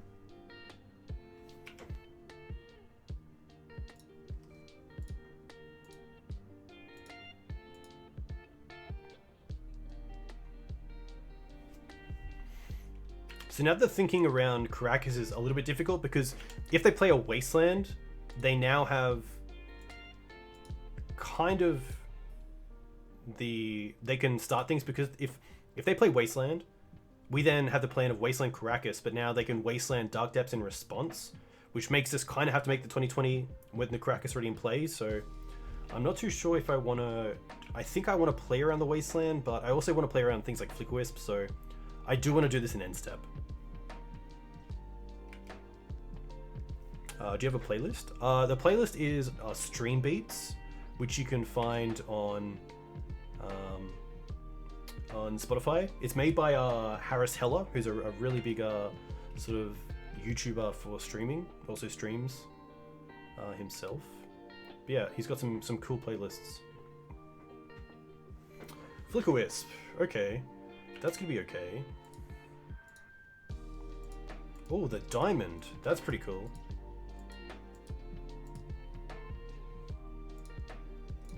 I'll float mana here. And then we will go to Wasteland Caracas.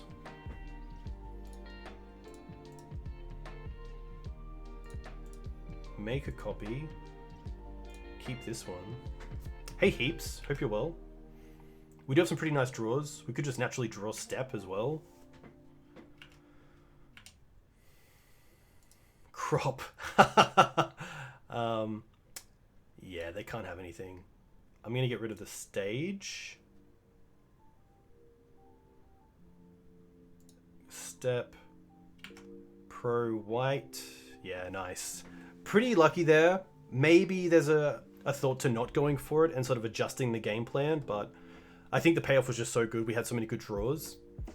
But this is going to be an interesting matchup. I do like Collector Oof. I do like the Swords and the Plagues. I also like the Force. I don't like Teeg. I do like Safekeepers. I don't need Allosaurus Shepherd. The Onces are probably something that I don't really need.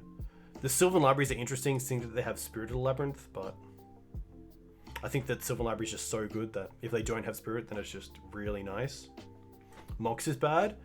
Yeah, Mox is an interesting one. I can definitely take out the Bajuka Bog. It's between Moxes and Onces. Moxes are nice because we only have the one Bayou, so Mox is really our way to deal, or to get out the Plague Engineers.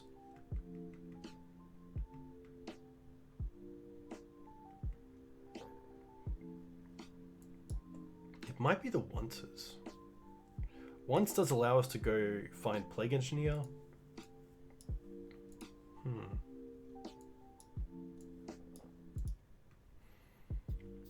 Crop's still pretty good. It might just be like one library. I mean, if we draw both libraries and they have Spirit, then it's not really a creature that I want to put Plague on or cast a Swords to Plowshares on. I'm going to see how this goes. Mox Diamond is a little bit rough because of things like Flicker Wisp, Phyrexian Revoker, also our own Collector Oof, but hopefully it plays out okay. This is actually pretty interesting because it's a turn 2 Engineer, turn 1 Elvish Reclaimer into a turn 2 Engineer into a turn 3 combo, so I'm going to keep this.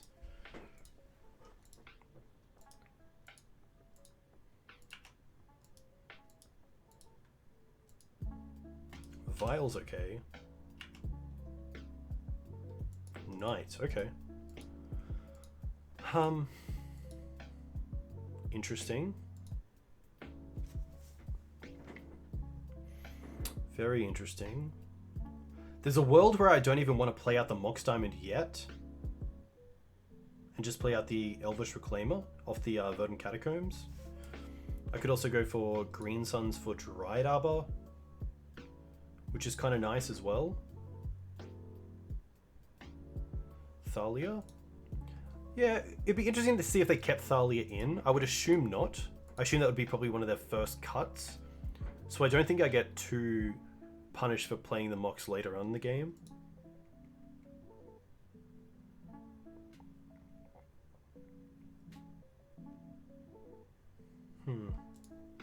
They probably brought in Part to Exile as well, so maybe that's a reason to keep the one basic in the deck and not fetch for it straight up. We also have multiple ways to find the Dark Depths, so maybe Dark Depths in this hand is actually just Mox Diamond fodder. What are the strengths of playing green-white versus the stock green-black? I would say plan B. I would say this deck grinds a little bit better. You have some play in Elvish Reclaimer and another Reliquary, which is nice. Hey Life, thank you very much. Feeling better. So thank you very much. I think I'm spending too much time thinking here, so I'm just going to go for play Verdant. I'm going to go for the Mox. I'm going to pitch the Dark Depths because we have these two ways to find things. And I think here I'm actually just going to build up my mana. Savannah and Green Suns for Dryad Arbor. Nice. Yeah, Arbor and Elvish is pretty nice because it gives us a few ways to accelerate our mana.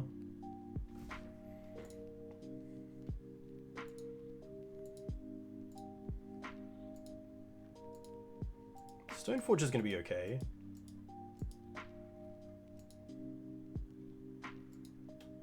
If they get Batterskull, interesting. Okay, so I wonder here if I attack with the Elvish Reclaimer, if they actually block or not.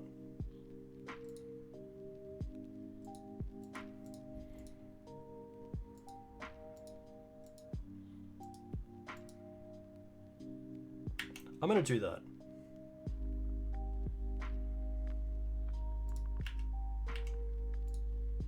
This kind of signifies that I do have Plague Engineer in my hand, but maybe they block. I assume not.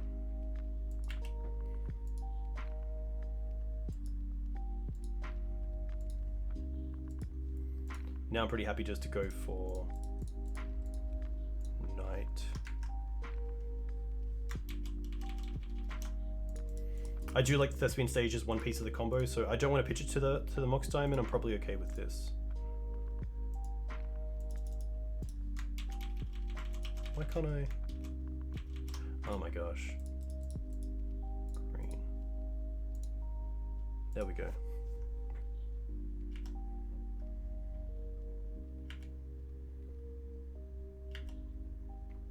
Not too scared of Mum here either, which is kind of nice because of the Plague Engineer.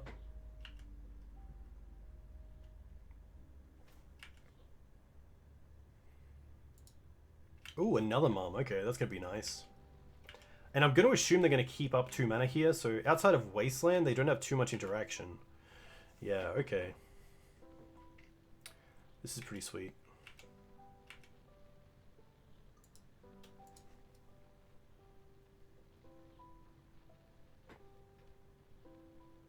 I still like the land over Mox, especially looking at things like Flicker Wisp and Arboration.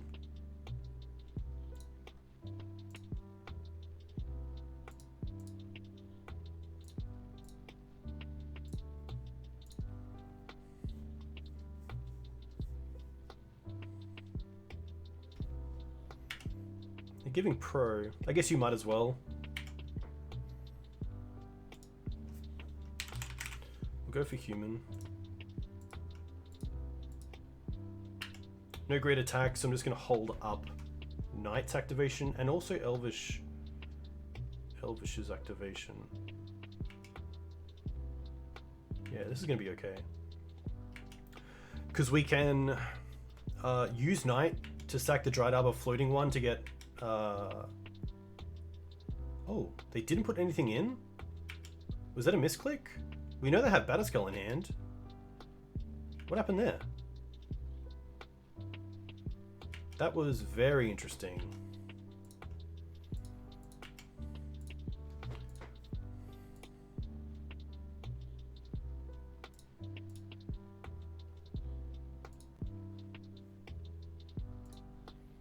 Have you gotten to cast Allosaurus yet? I have. It's been pretty good, thank you. It was pretty nice against a kind of snow list we played against. I'm going to get the Dark Depths because then we can hold up stage. We can, in end step, we can still hold up step here, which is pretty nice. So I'm just going to pass. Another Knight. I think it's best just to hold up the combo here.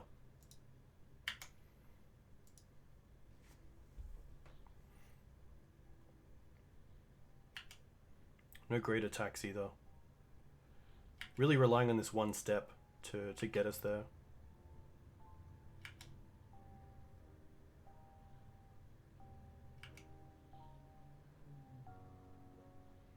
Do they have a 3-drop?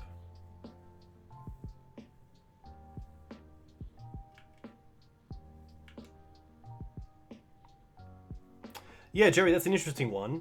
Another great reason to use the Mox Diamond is to fill the yard to pump up another Reliquary. I did have the line of blocking Batterskull last turn because I thought it was coming in with Dried Arbor and then sacking the Dried Arbor before any sort of damage. But we'll see what happens here. Yeah. Nothing off Vial was really interesting, so here I don't mind just going for it.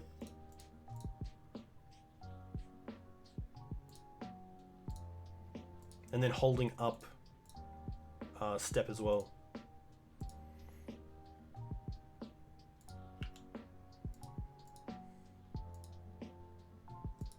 This is fine. Flicker Wisp, okay. So now we get to go 1.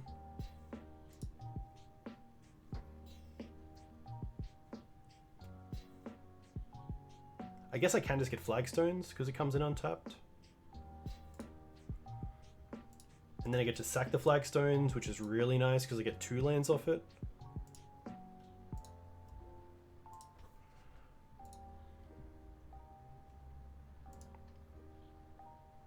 Step.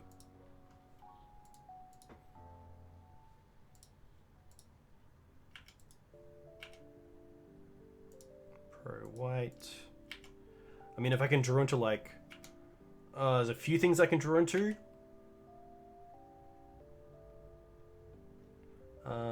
This is going to be fine. There's a world where I just want to use this mana here to draw a card. I think that's probably correct, to use this to then cycle into a Horizon Canopy.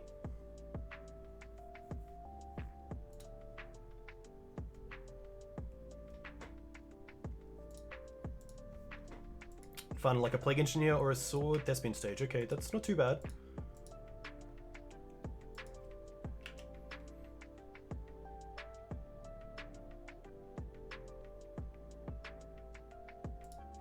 Stage. Okay.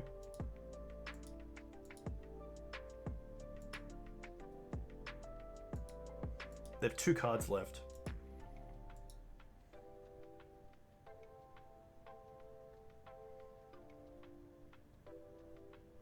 I'm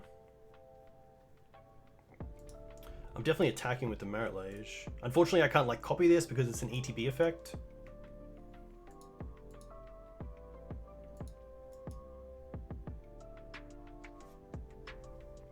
I do miss a lot of lines. Even the one that Jerry brought up, which is a really nice one. We'll definitely attack. I think just with the Maritlage. I mean, if they have another flyer, they have another flyer.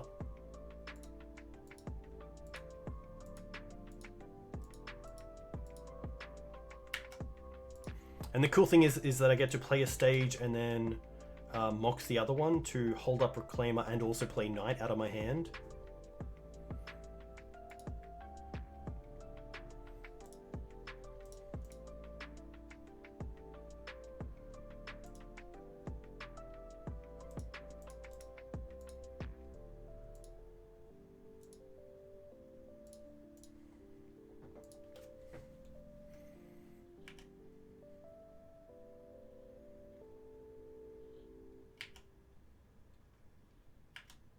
Sword's okay.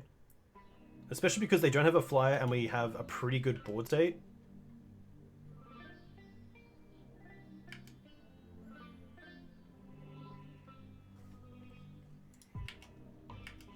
Oh, okay. So there's a world here where I can put the step into the bin of the Elvish Reclaimer and then draw into Ramanap to get it back and get a second ETB.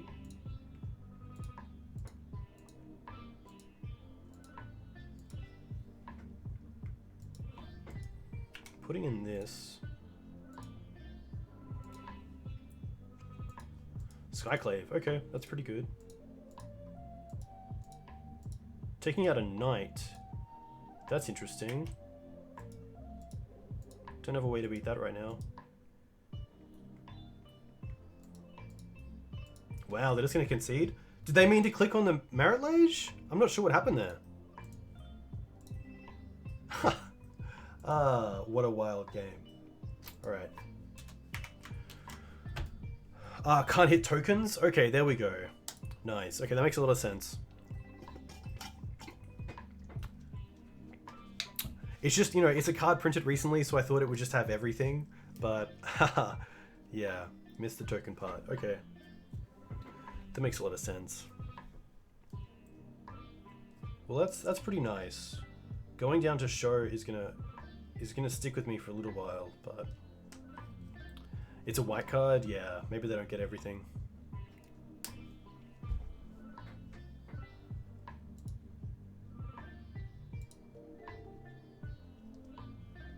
Hey Plittings, thanks for the follow. Let me know where you're from. If you play Legacy, what do you play in Legacy?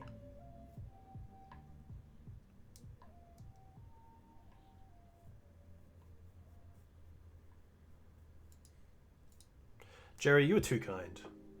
You were too kind. All right. On the play. On the play. Let's do this. Your foil Skyring? Yes, nice, thank you. Mox hand, please? Please? Pretty close. This hand's interesting. I think it's okay. This once really wants to find something like an Elvish Reclaimer.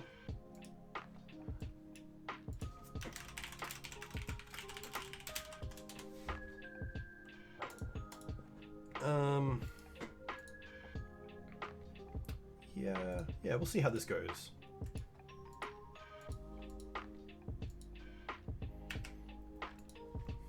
Hey Heaps, we got there thankfully. Hey Eldore, welcome. So we're currently 3-1 playing for the 4-1, which isn't too bad. The deck's been pretty solid. Leading with Windswept here because we can play around Wasteland. We can also wait a bit to see what we draw into. Knight. Okay, that's pretty cool. Huh. I'm gonna once here.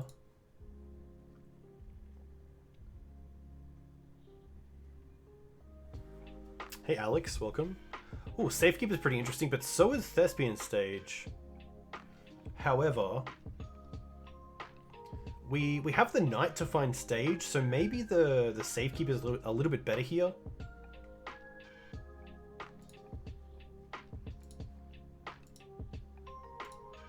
Yeah, we're gonna go for a little bit of a different plan here. I'm gonna go Savannah, Dryad Arbor, Safekeeper. I guess I don't really care about the other Savannah. But yeah, maybe just to play a little bit less. A little more safe. I don't mind this. No pun intended either. No pun intended. Okay, that's pretty nice. Flooded Strand doesn't give away much, but I assume it's going to be a Brainstorm Swords to Plowshares deck.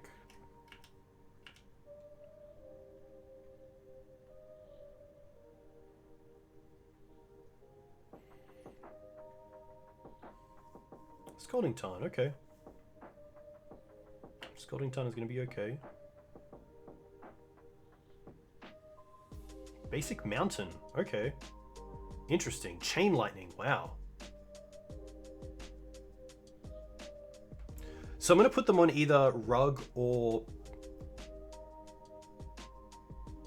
Blue-Red Delver, which means I probably just want to allow this to occur and keep my land drops.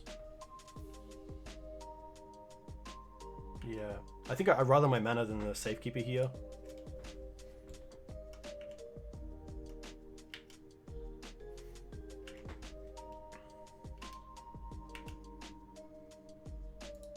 Oh, Mox Diamond. That's actually really interesting because now the Knight is actually a really good threat. So let's do that. Let's go cast Mox. Pitch the Dried Arbor. Summoning Sickness isn't great. Play the Wasteland? And then I'm going to hold up Crop here. Just in case.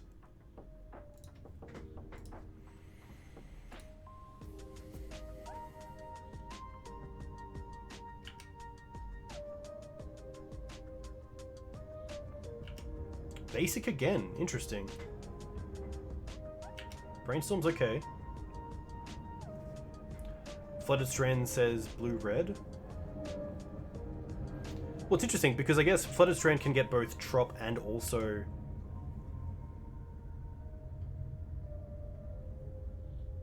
Volcanic. Oh, Bitching Spell Pierce, okay. I think I'm happy to play around soft removal, so I'm pretty happy to untap and then cast Crop Rotation, or yeah, in their turn.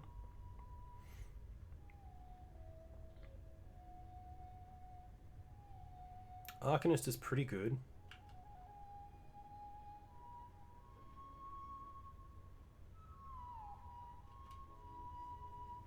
Well, I guess because the Trops and the Volks are all islands, you could do like a 2-2-2 split of Misty, Flooded Strand, etc, etc. It doesn't have to be the full playset. I guess strictly it shouldn't be because of things like Pithing Needle. Oh, Ramanap. Ramanap is Spice.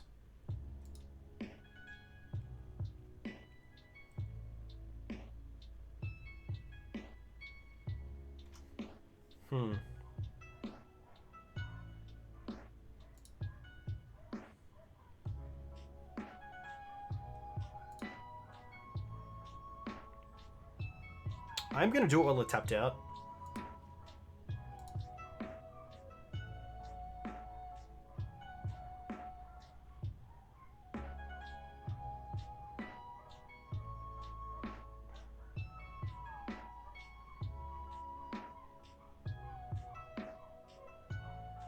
Wow, Force Negation.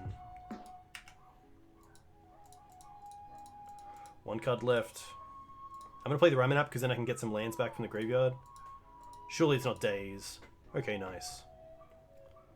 Am I going to get Dryad Arbor? No, because they're going to chain me. They're going to chain me, so do I want to fetch land? Maybe not. Maybe I just want another... Maybe I want the Windswept Heath in case they could play like a main deck Blood Moon or something.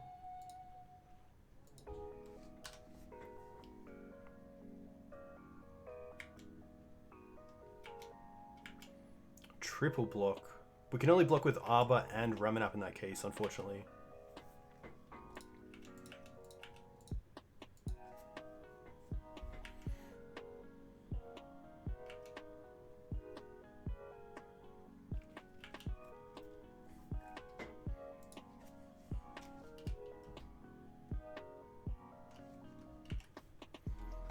I'm going to keep the Windswept around for now because of things like Sylvan Library.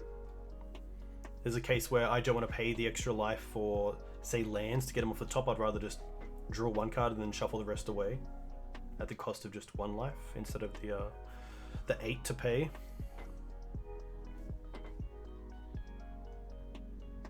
Ugh. It's gonna get out of hand very quickly. Oh, okay. It's actually pretty nice.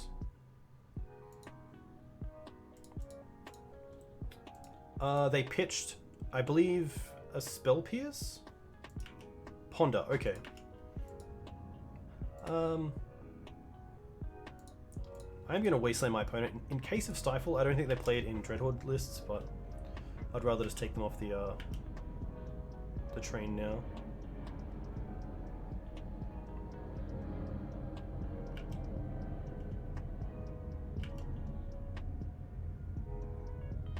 Surely they attack, yeah. There's no reason not to attack.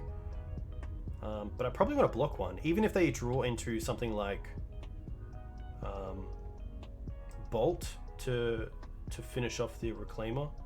I guess they can find Bolt and then bolt this and then flashback bolt with the other one, which is pretty scary.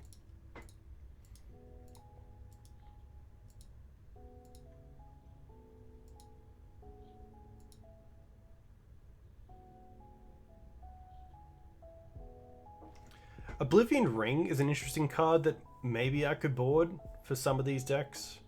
Not just for show and tell, it is okay against some other variants and some other pesky cards that I don't like.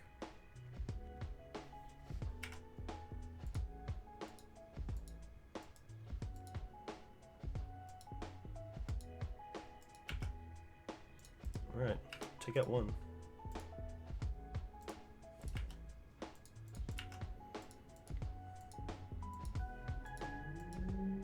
Wasteland. Wasteland's okay. Okay. Do I have a link to the deck list? Yeah, you should be able to click on the screen. You can probably find it on Cardboard Live, which I'll actually bring up for you. Hey Dougal. So where are we? Cardboard Live is here. There it is. So this should bring it out, and you can have a look here.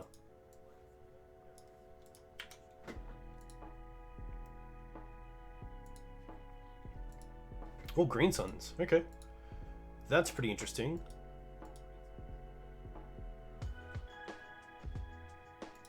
Maybe just Green Suns for another...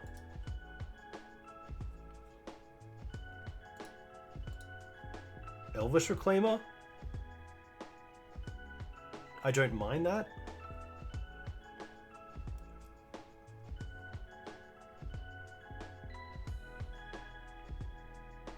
My only other play was to hold up Bojuka Bog, but double Reclaimer also beats Bolt, Snap Bolt, so I don't mind this.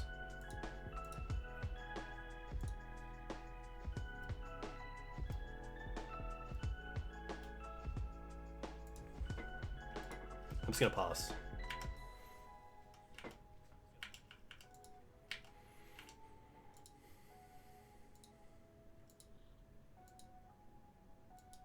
No attack because I don't want them in this situation where they can just bolt a Reclaimer, attack, and kill the other one. This kind of stops them from attacking at all.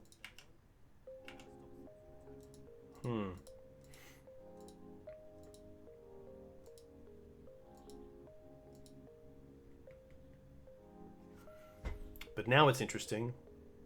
I think now I'm happy to attack with one. Nope.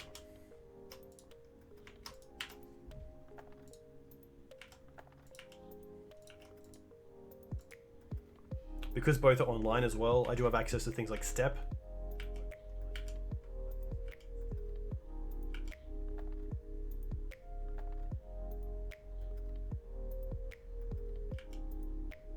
Okay, that's a good sign for us.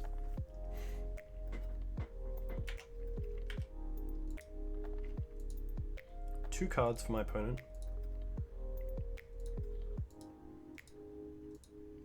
Also 2 minutes up, which might come into consideration.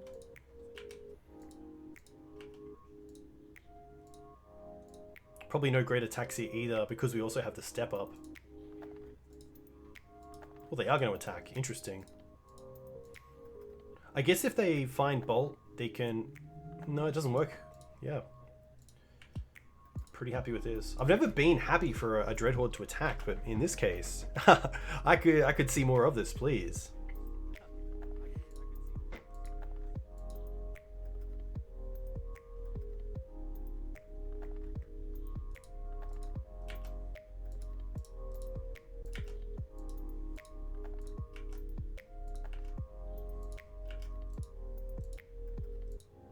I mean, if they want to chain it, doesn't work, which is nice. Another Dreadhorde, okay. And a Wasteland, okay. Huh.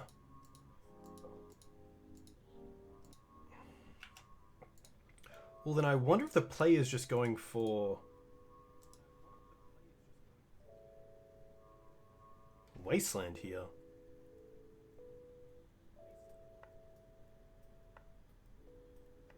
I could also go for Canopy to try to draw an extra card, but unless I'm drawing land 3-drop, there's no real good other things to do. Yeah, it might just be Wasteland and then see what they do. Because they kind of have to use it here, probably on the Savannah, so that we can't untap and then use it to sack to a Reclaimer. But if they do this, I'm probably okay with it as well. Because now I kind of get to start racing them at least a little bit, hopefully.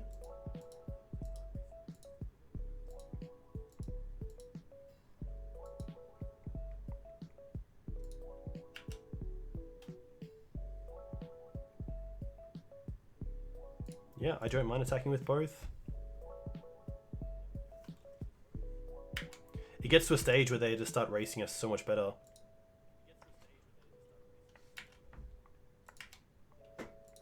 And I think this Wasteland's a little bit better for me than it is for them, so I am going to keep the Wasteland around. Which might look a little suspicious. I'll see what they flip as well. Nothing. Okay, that's pretty good.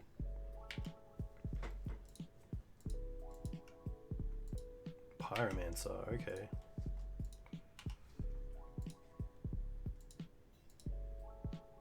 We'll get a trigger here.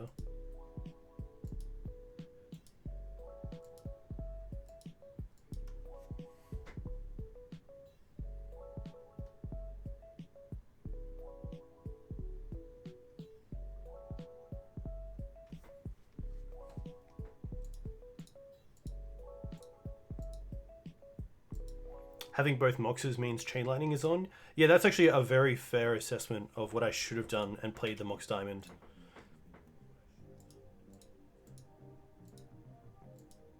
There was even a thought to, okay, interesting. Once. Huh.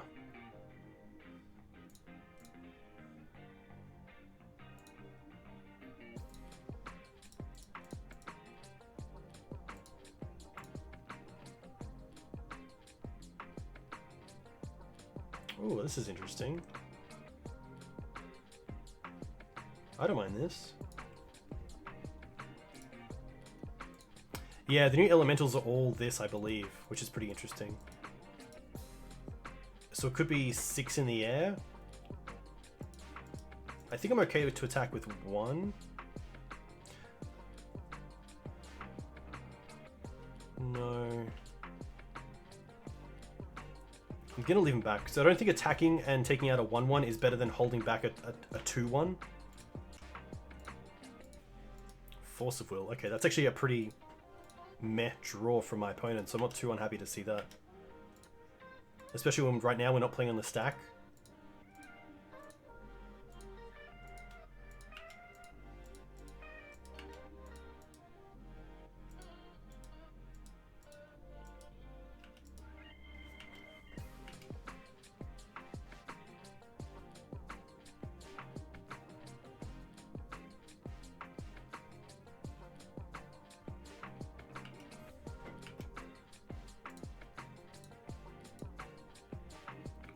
Oh, they have the Wasteland? Wow. Rough.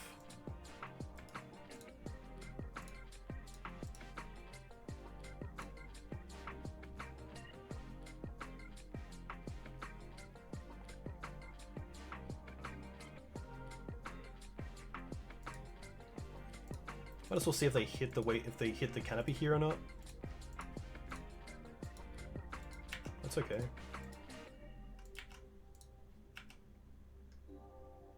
Crop. It's getting close.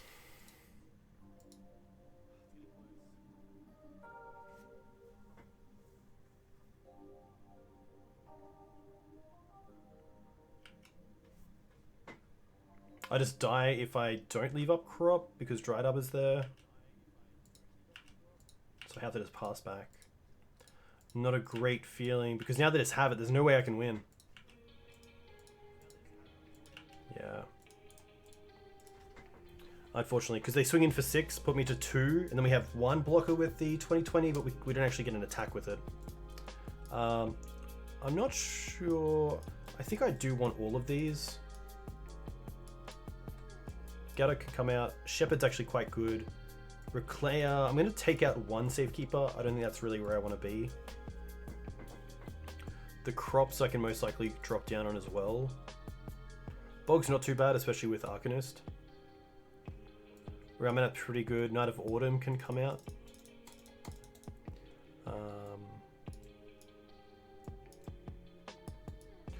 The one nice thing about crop in this matchup, where we have counter magic, is that Flagstones of Trocea means that crops aren't too much of a blowout if you are able to crop away our Flagstones, because then the 2-for-1 factor doesn't really come in.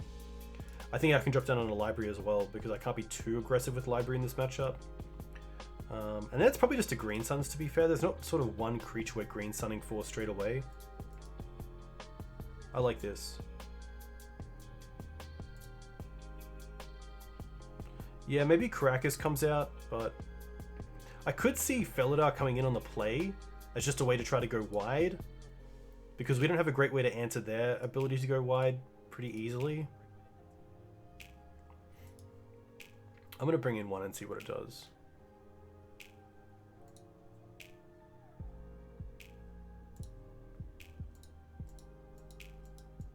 Okay, I'll keep this.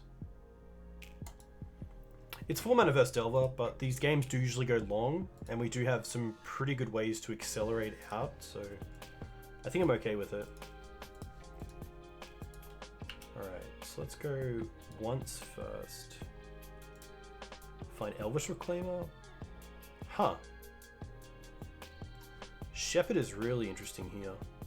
I don't mind Shepherd because it means they have to have a removal spell.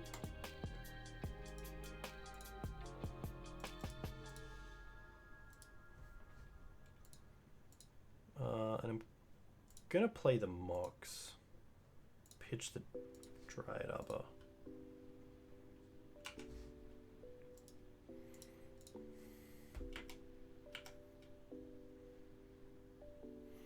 There's also a world where I want to crop rotate to save the Shepherd in response to a Bolt or Chain Lightning, so then the Knight coming down next turn is a 4/4, which is pretty huge. I'm just gonna play Delver. Okay.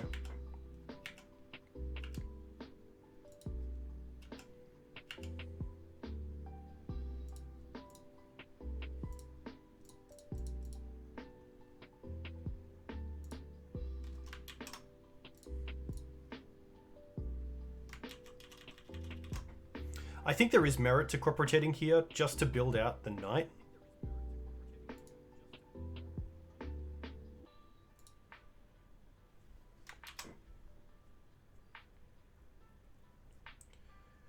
Because making it a 4/4 is just so good, especially against a Bolt deck.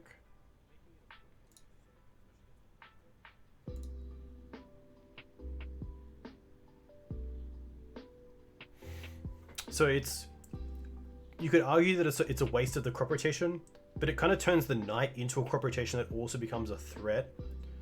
Because, yeah, I'm gonna stick with my guns. I'm gonna go for a fetch, and then go for another Savannah.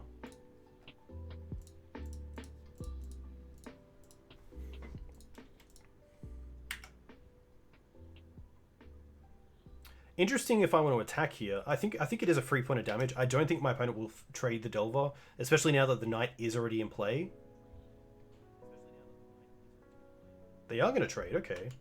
I don't mind this, because right now I don't have a great answer to the Delver.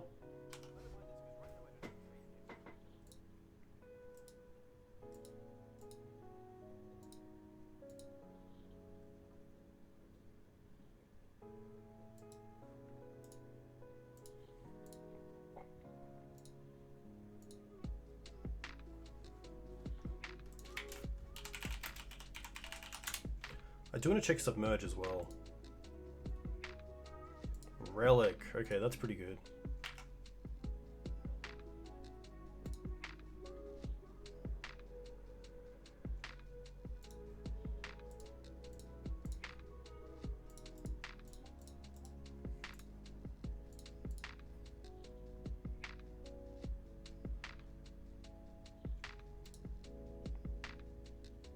I am going to get in.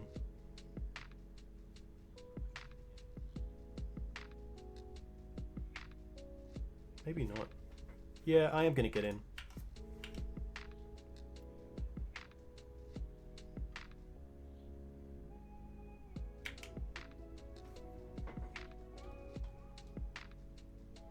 Take out the once.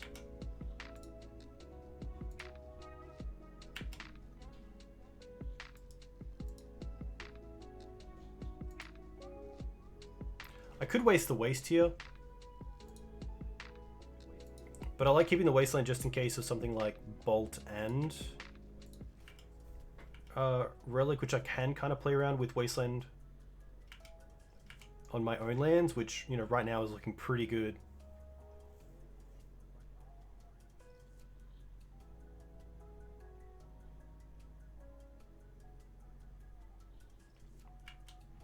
Yeah, I like keeping waste for post Relic.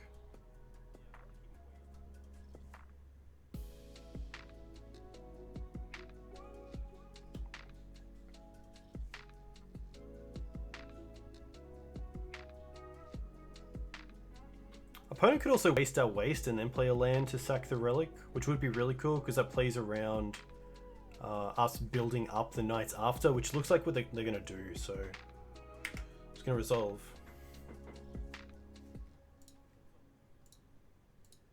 Another wasteland. Yep.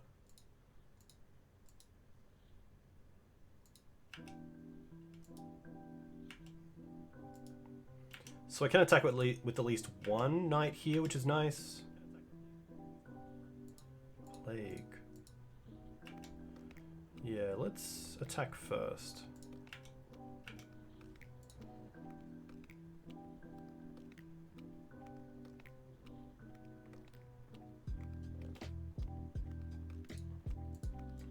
Looks like opponent's going to take it, which is interesting. Okay. Creatures. Young Pyromancer. Hey Gears, welcome. Sorry, I didn't see you there. I think Skyclave is an interesting card that you could try out in a green-white based Maverick deck. I know I have it in a list that I want to try out. Young Pyromancer is a human shaman.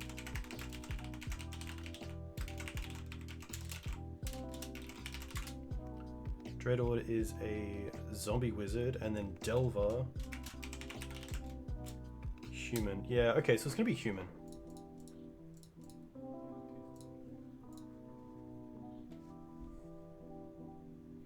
I think because I can play around Daze, I'm okay with it, and I can also sack the Savannah to play around Submerge.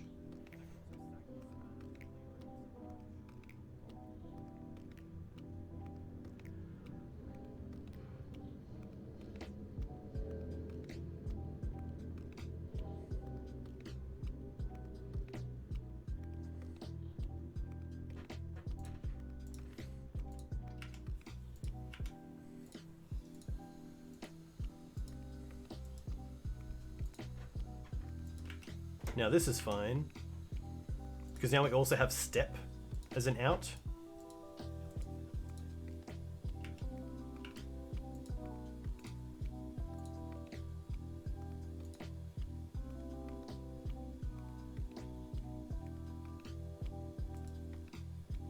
Yeah, so this is actually interesting because we can go sack Savannah. Now they're going to fetch. Maybe to stifle? Or to bolt? Okay. This is lethal, pretty close to lethal. Because now we get step.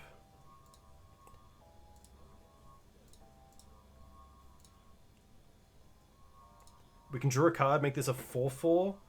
So it's so close. We want to give pro blue. So if we draw into like a wasteland, a fetch land, any land that goes to the bin, we have this.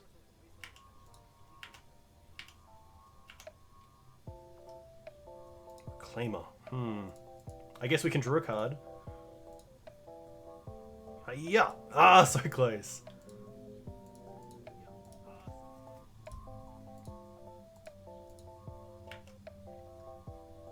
Opponent can't submerge us either here, which is kind of cool.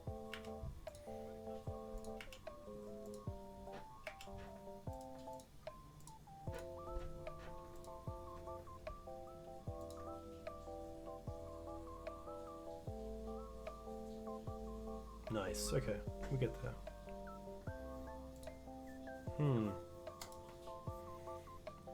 Felidar out. Where's Felidar? Oh, we didn't actually get it in. Okay, that's fair enough. That's an interesting one. Do I want to change anything? I don't think I do. Pretty happy with this. Maybe petty theft means that they're not playing submerge. That would be pretty cool.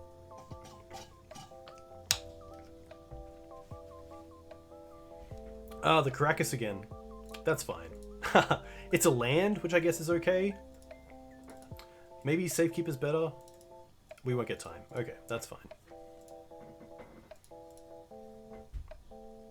What decks did we play earlier? We have played against, what I'm going to say is Blue, White, Snow.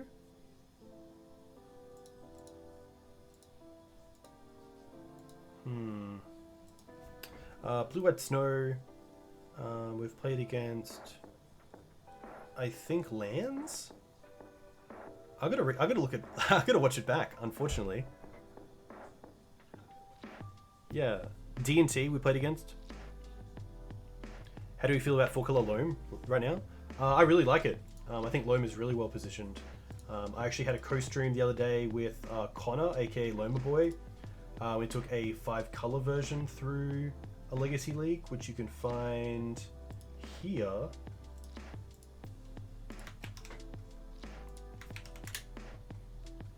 We lost a show and tell, but we had the line. We had the line. And we may have done something. I'm gonna mulligan this. This is a little bit too slow on the draw, especially with the library. I want maybe a piece of removal. This is, yeah. I'm gonna keep it, but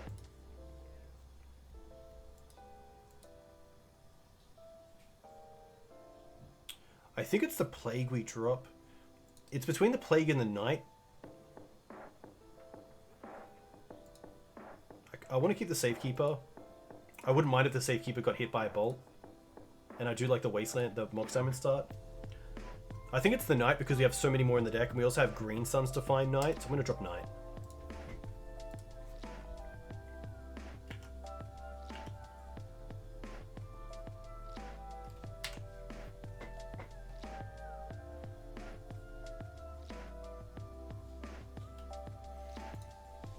Just a basic. Okay, Ponder's actually pretty nice. I don't mind seeing Ponder.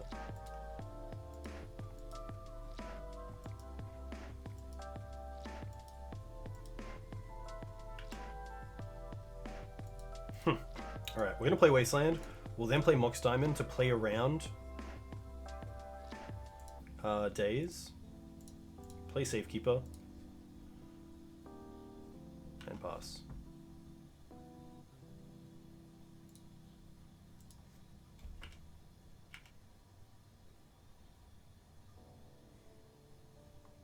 To play around Days as well next turn, I don't mind playing Thespian Stage and hopefully copying the basic island so it can't be wastelanded. That would be a pretty nice play because then we still use our turn effectively. But Wasteland and Volk is also pretty cool. Delver's okay. Holding up the Volk, interesting.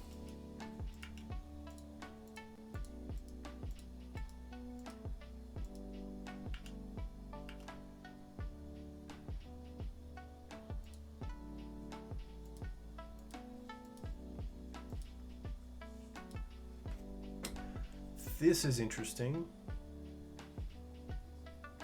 What is the reasoning for playing no removal main deck? I think it's just because I want to be playing the combo pretty much all in on the combo in game 1 and kind of try to play a game where I don't care about what my opponent is doing.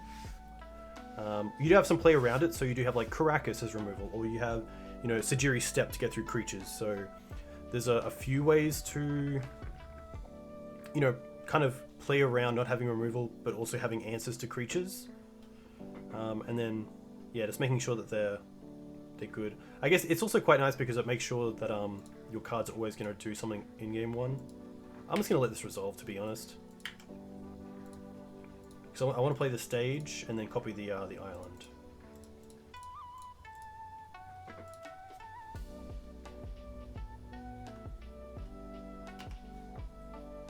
This might also make my opponent think I'm on Dark Depths in hand, which might see them change how they play out this next turn.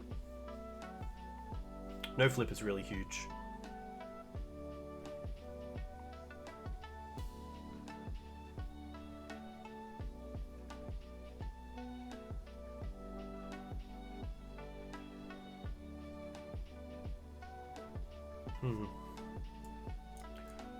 Wizard. Okay, that's not too bad.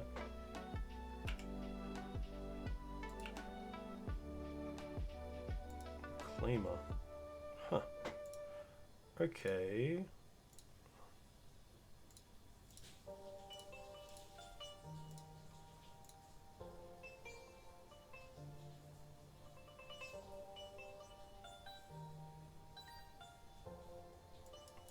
Gonna go for Wizard. And also take out this Volk. I could have played the Reclaimer, but I wouldn't play around Daze. And this means next turn I can play the Reclaimer around Bolt as well, which is kind of nice. So we'll see what happens here.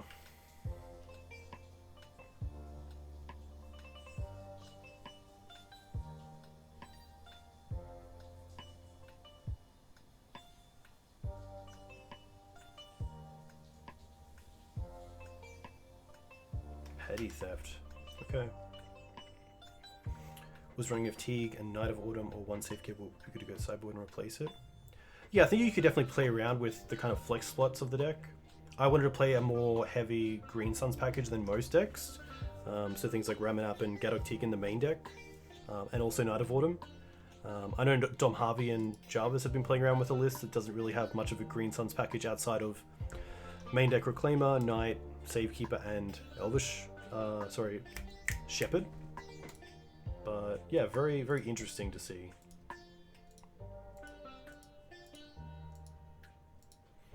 Wasteland's pretty strong here.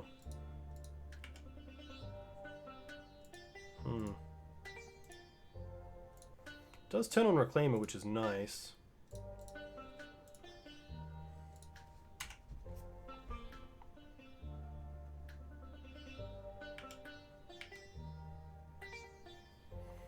There definitely is merit to just taking out all of the cards that don't work towards the combo in game 1 and just purely going towards the combo game 1. But it is nice to have things like, you know, oh, we can Green Suns for Gaddock Teeg in game 1 against Storm because otherwise we don't really have much.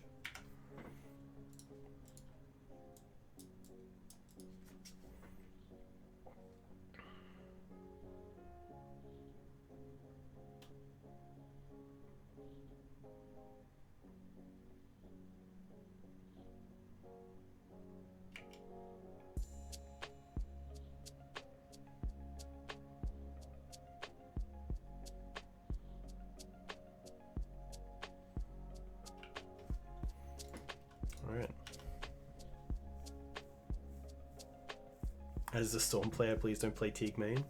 To be fair, a lot of Maverick decks have moved away from Teeg in the main deck and replaced it with Collector Oof in that slot and played Teeg in the sideboard. So, Emerald, your wish has been granted to some extent.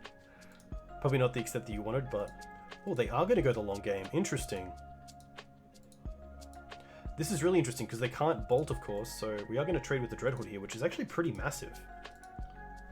I also assume it means that they have a force in hand for the Plague Engineer because they know about the Plague.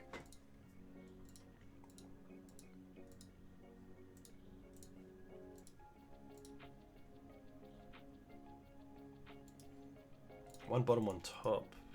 I'm just going to double block. There's no reason not to.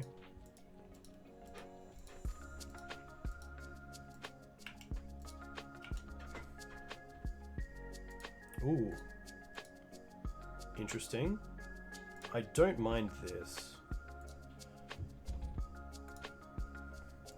Shepherd and hold up the combo. Yeah, Teeg also has a downside for this deck, looking at Green Suns, but so does Collect Oof looking at Mox Diamond, if you were wanting to include either. Generally speaking, Gaddock Teeg is doing a whole lot more against your opponent than it is doing against you turning off Green Suns, which is why it's always been such a good card for Legacy Maverick. But it does have that noble effect as well of turning off Green Suns, so... Mono Green Storm? Interesting. What consists within Mono Green Storm?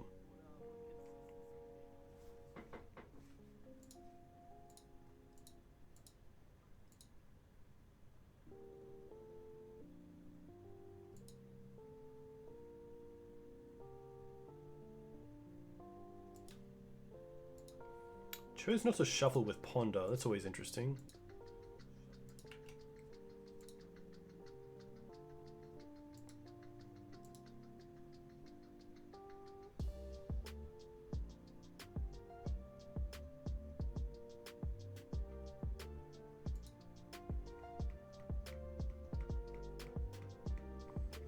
It's basically Turbo Enchantress. Okay, that's pretty cool. I like that.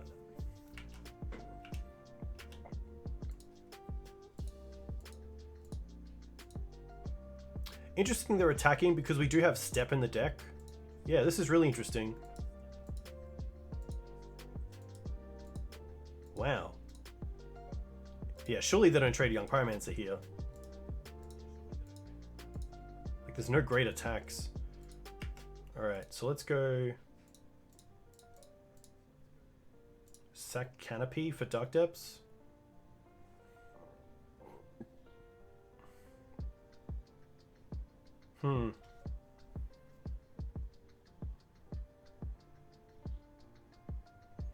There's also merit to not getting Dark Depths here because if we draw a land, we can't play the Plague Engineer around days. So I might go for Flagstones here. What are the chances they have an out to the Dark Depths? We got Shepherd. Yeah, Shepherd only makes our green spells uncounterable.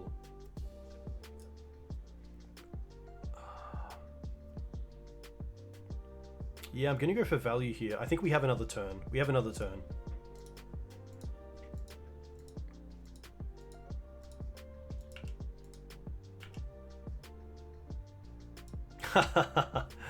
Okay.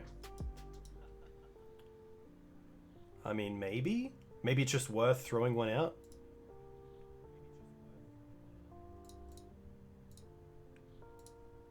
The payoff is just so high. Wow, okay. This is an interesting one. I think it is just Young Pyromancer. I think it is human. If they have a bolt, they have a bolt. So at least I deal with these 3 1/1s.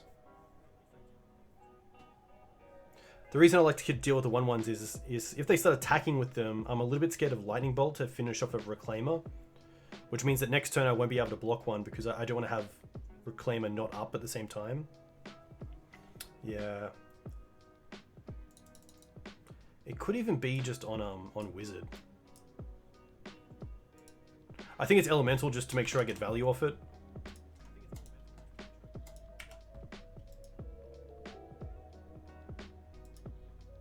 Now I actually have the ability to attack as well, which is interesting. I think I'm okay with that.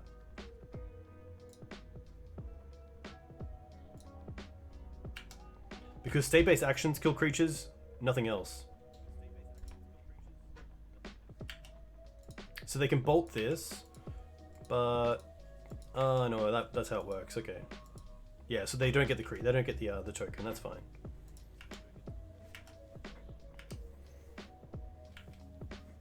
Hey, the Ducks. Thanks for the follow. Let me know where you're from. If you play Legacy, what do you play in Legacy? Also, Pierre Dings. I don't think I said hey to you. Thank you very much for following.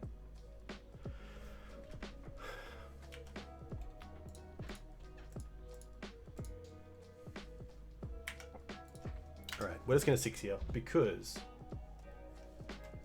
you guys can also find me on YouTube, and currently I am at 698 subscribers. I would love to hit 700. So if 2 of you love this content, you can also find all my recordings and everything else on stream on YouTube, as well as some old content with like Loma Boy. We have some stuff with Dreadhorde 33, who's a big Loam / Maverick player. Some pretty cool stuff. So if you do enjoy this content, you can sub to me for free on YouTube, and it's nice. It's a nice time. Ooh, 700? Really? Like it's like Christmas. Oh, haha! You guys are too kind. Too kind. Too kind. That's very cool.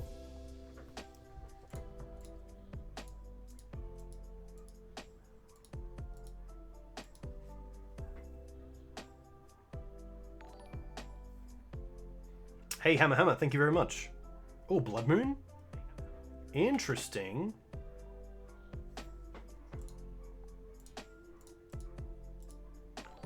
Just gonna go for...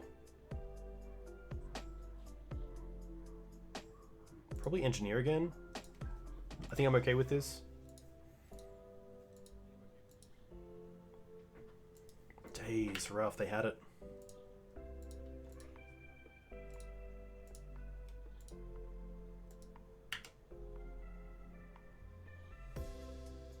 I still like attacking with both.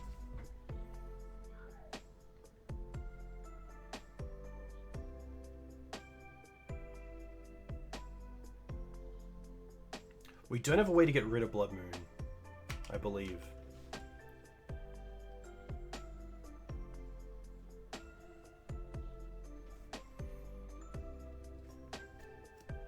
No attacks with the Young Pyromancer is interesting. You're gonna ponder. Okay. You go ahead and ponder.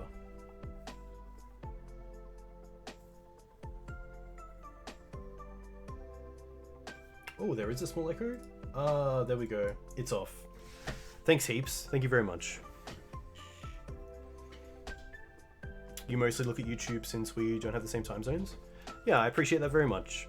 I try to make it pretty easy as well. I do all timestamps for all videos. I put the deck list in the description as well, and a few other things. Relic is really nice.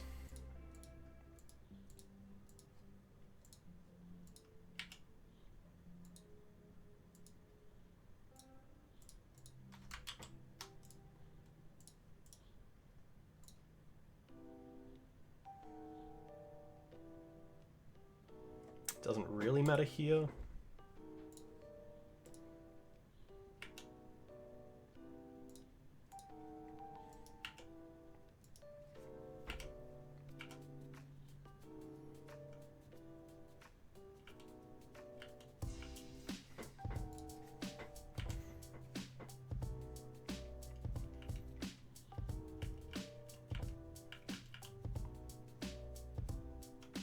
Blood Moon's tough because there's not too many things that I want to bring in against this deck that answer Blood Moon or Relic.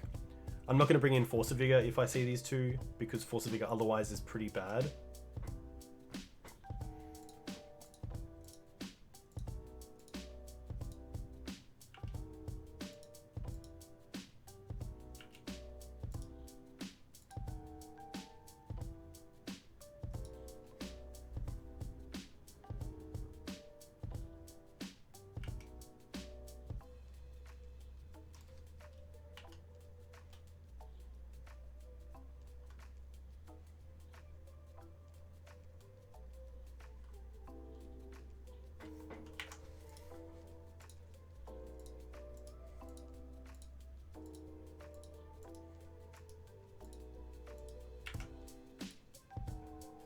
I think I should have played the Ramanap last turn because it would have been uncounterable through the Allosaurus Shepherd instead of the second Plague Engineer.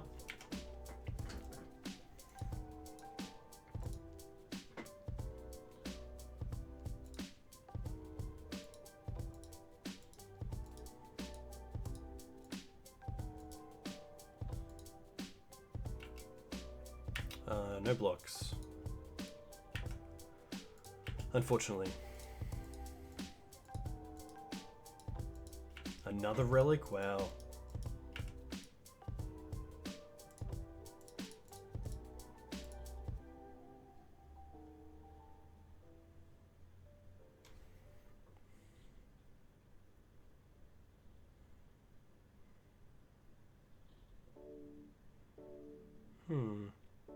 Probably just forest here.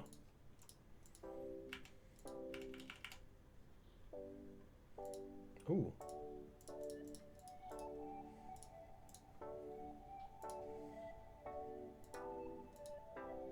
Okay. Elemental. Nice.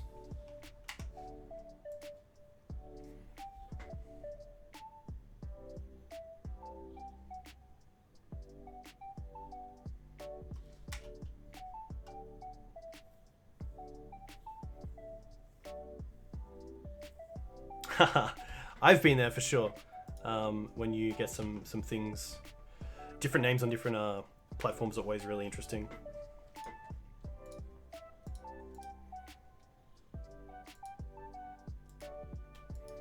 Bolt's pretty good.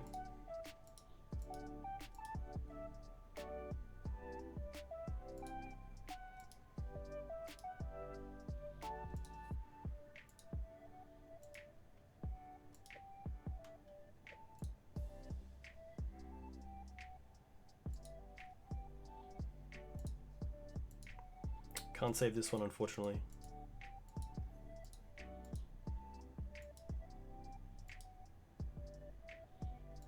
What's this? Oh, and a braid? Wow, yeah.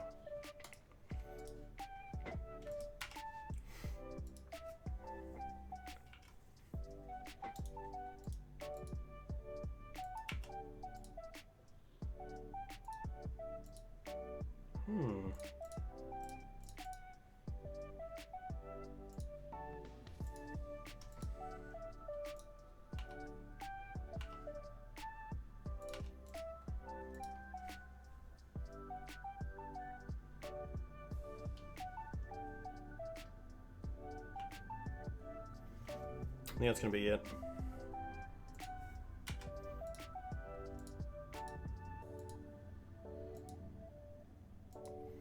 The Blood Moon and double relic was really tough. Did not expect those. Maybe I should have. I don't think I would have brought in the Force anyway. Maybe the elf, but it's tough.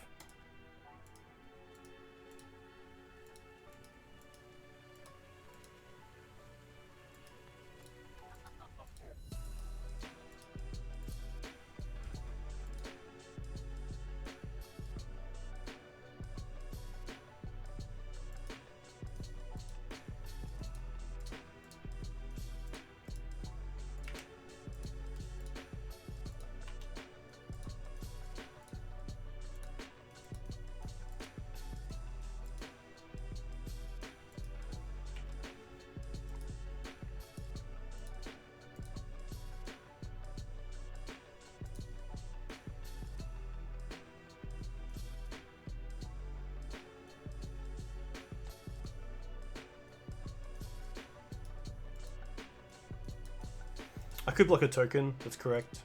Yeah.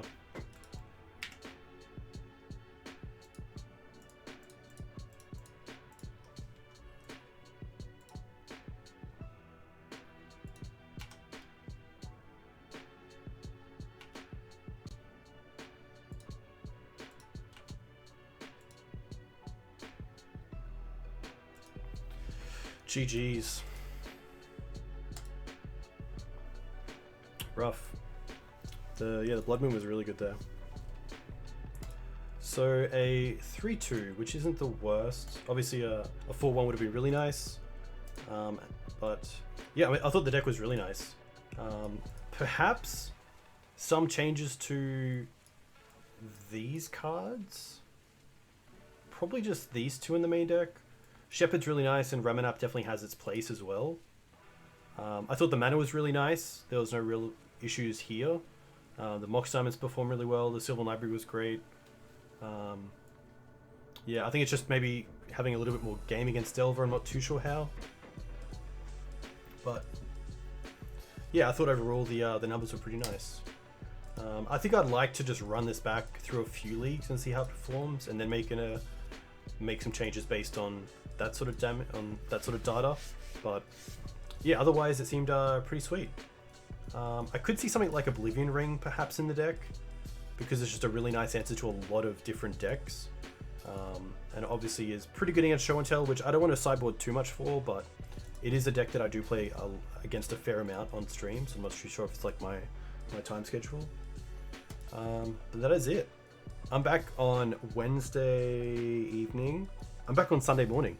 I'm back on Sunday with Wes Wolf. We're doing a co-stream with Green Black Depths, which should be really fun, just playing Heps list, which should be really good. But until then, I haven't tried out Felidar and other Maverick shells yet. I tried it out in another Depths list, I think. I did try it out in Green White Black Depths, but I didn't actually see it at all, so I didn't have a conclusion about it, unfortunately. I would like to play it a lot more, though. It is a very cool deck. Yeah, that's it. A huge thank you. Let me see who is playing some... I think Sergeant is.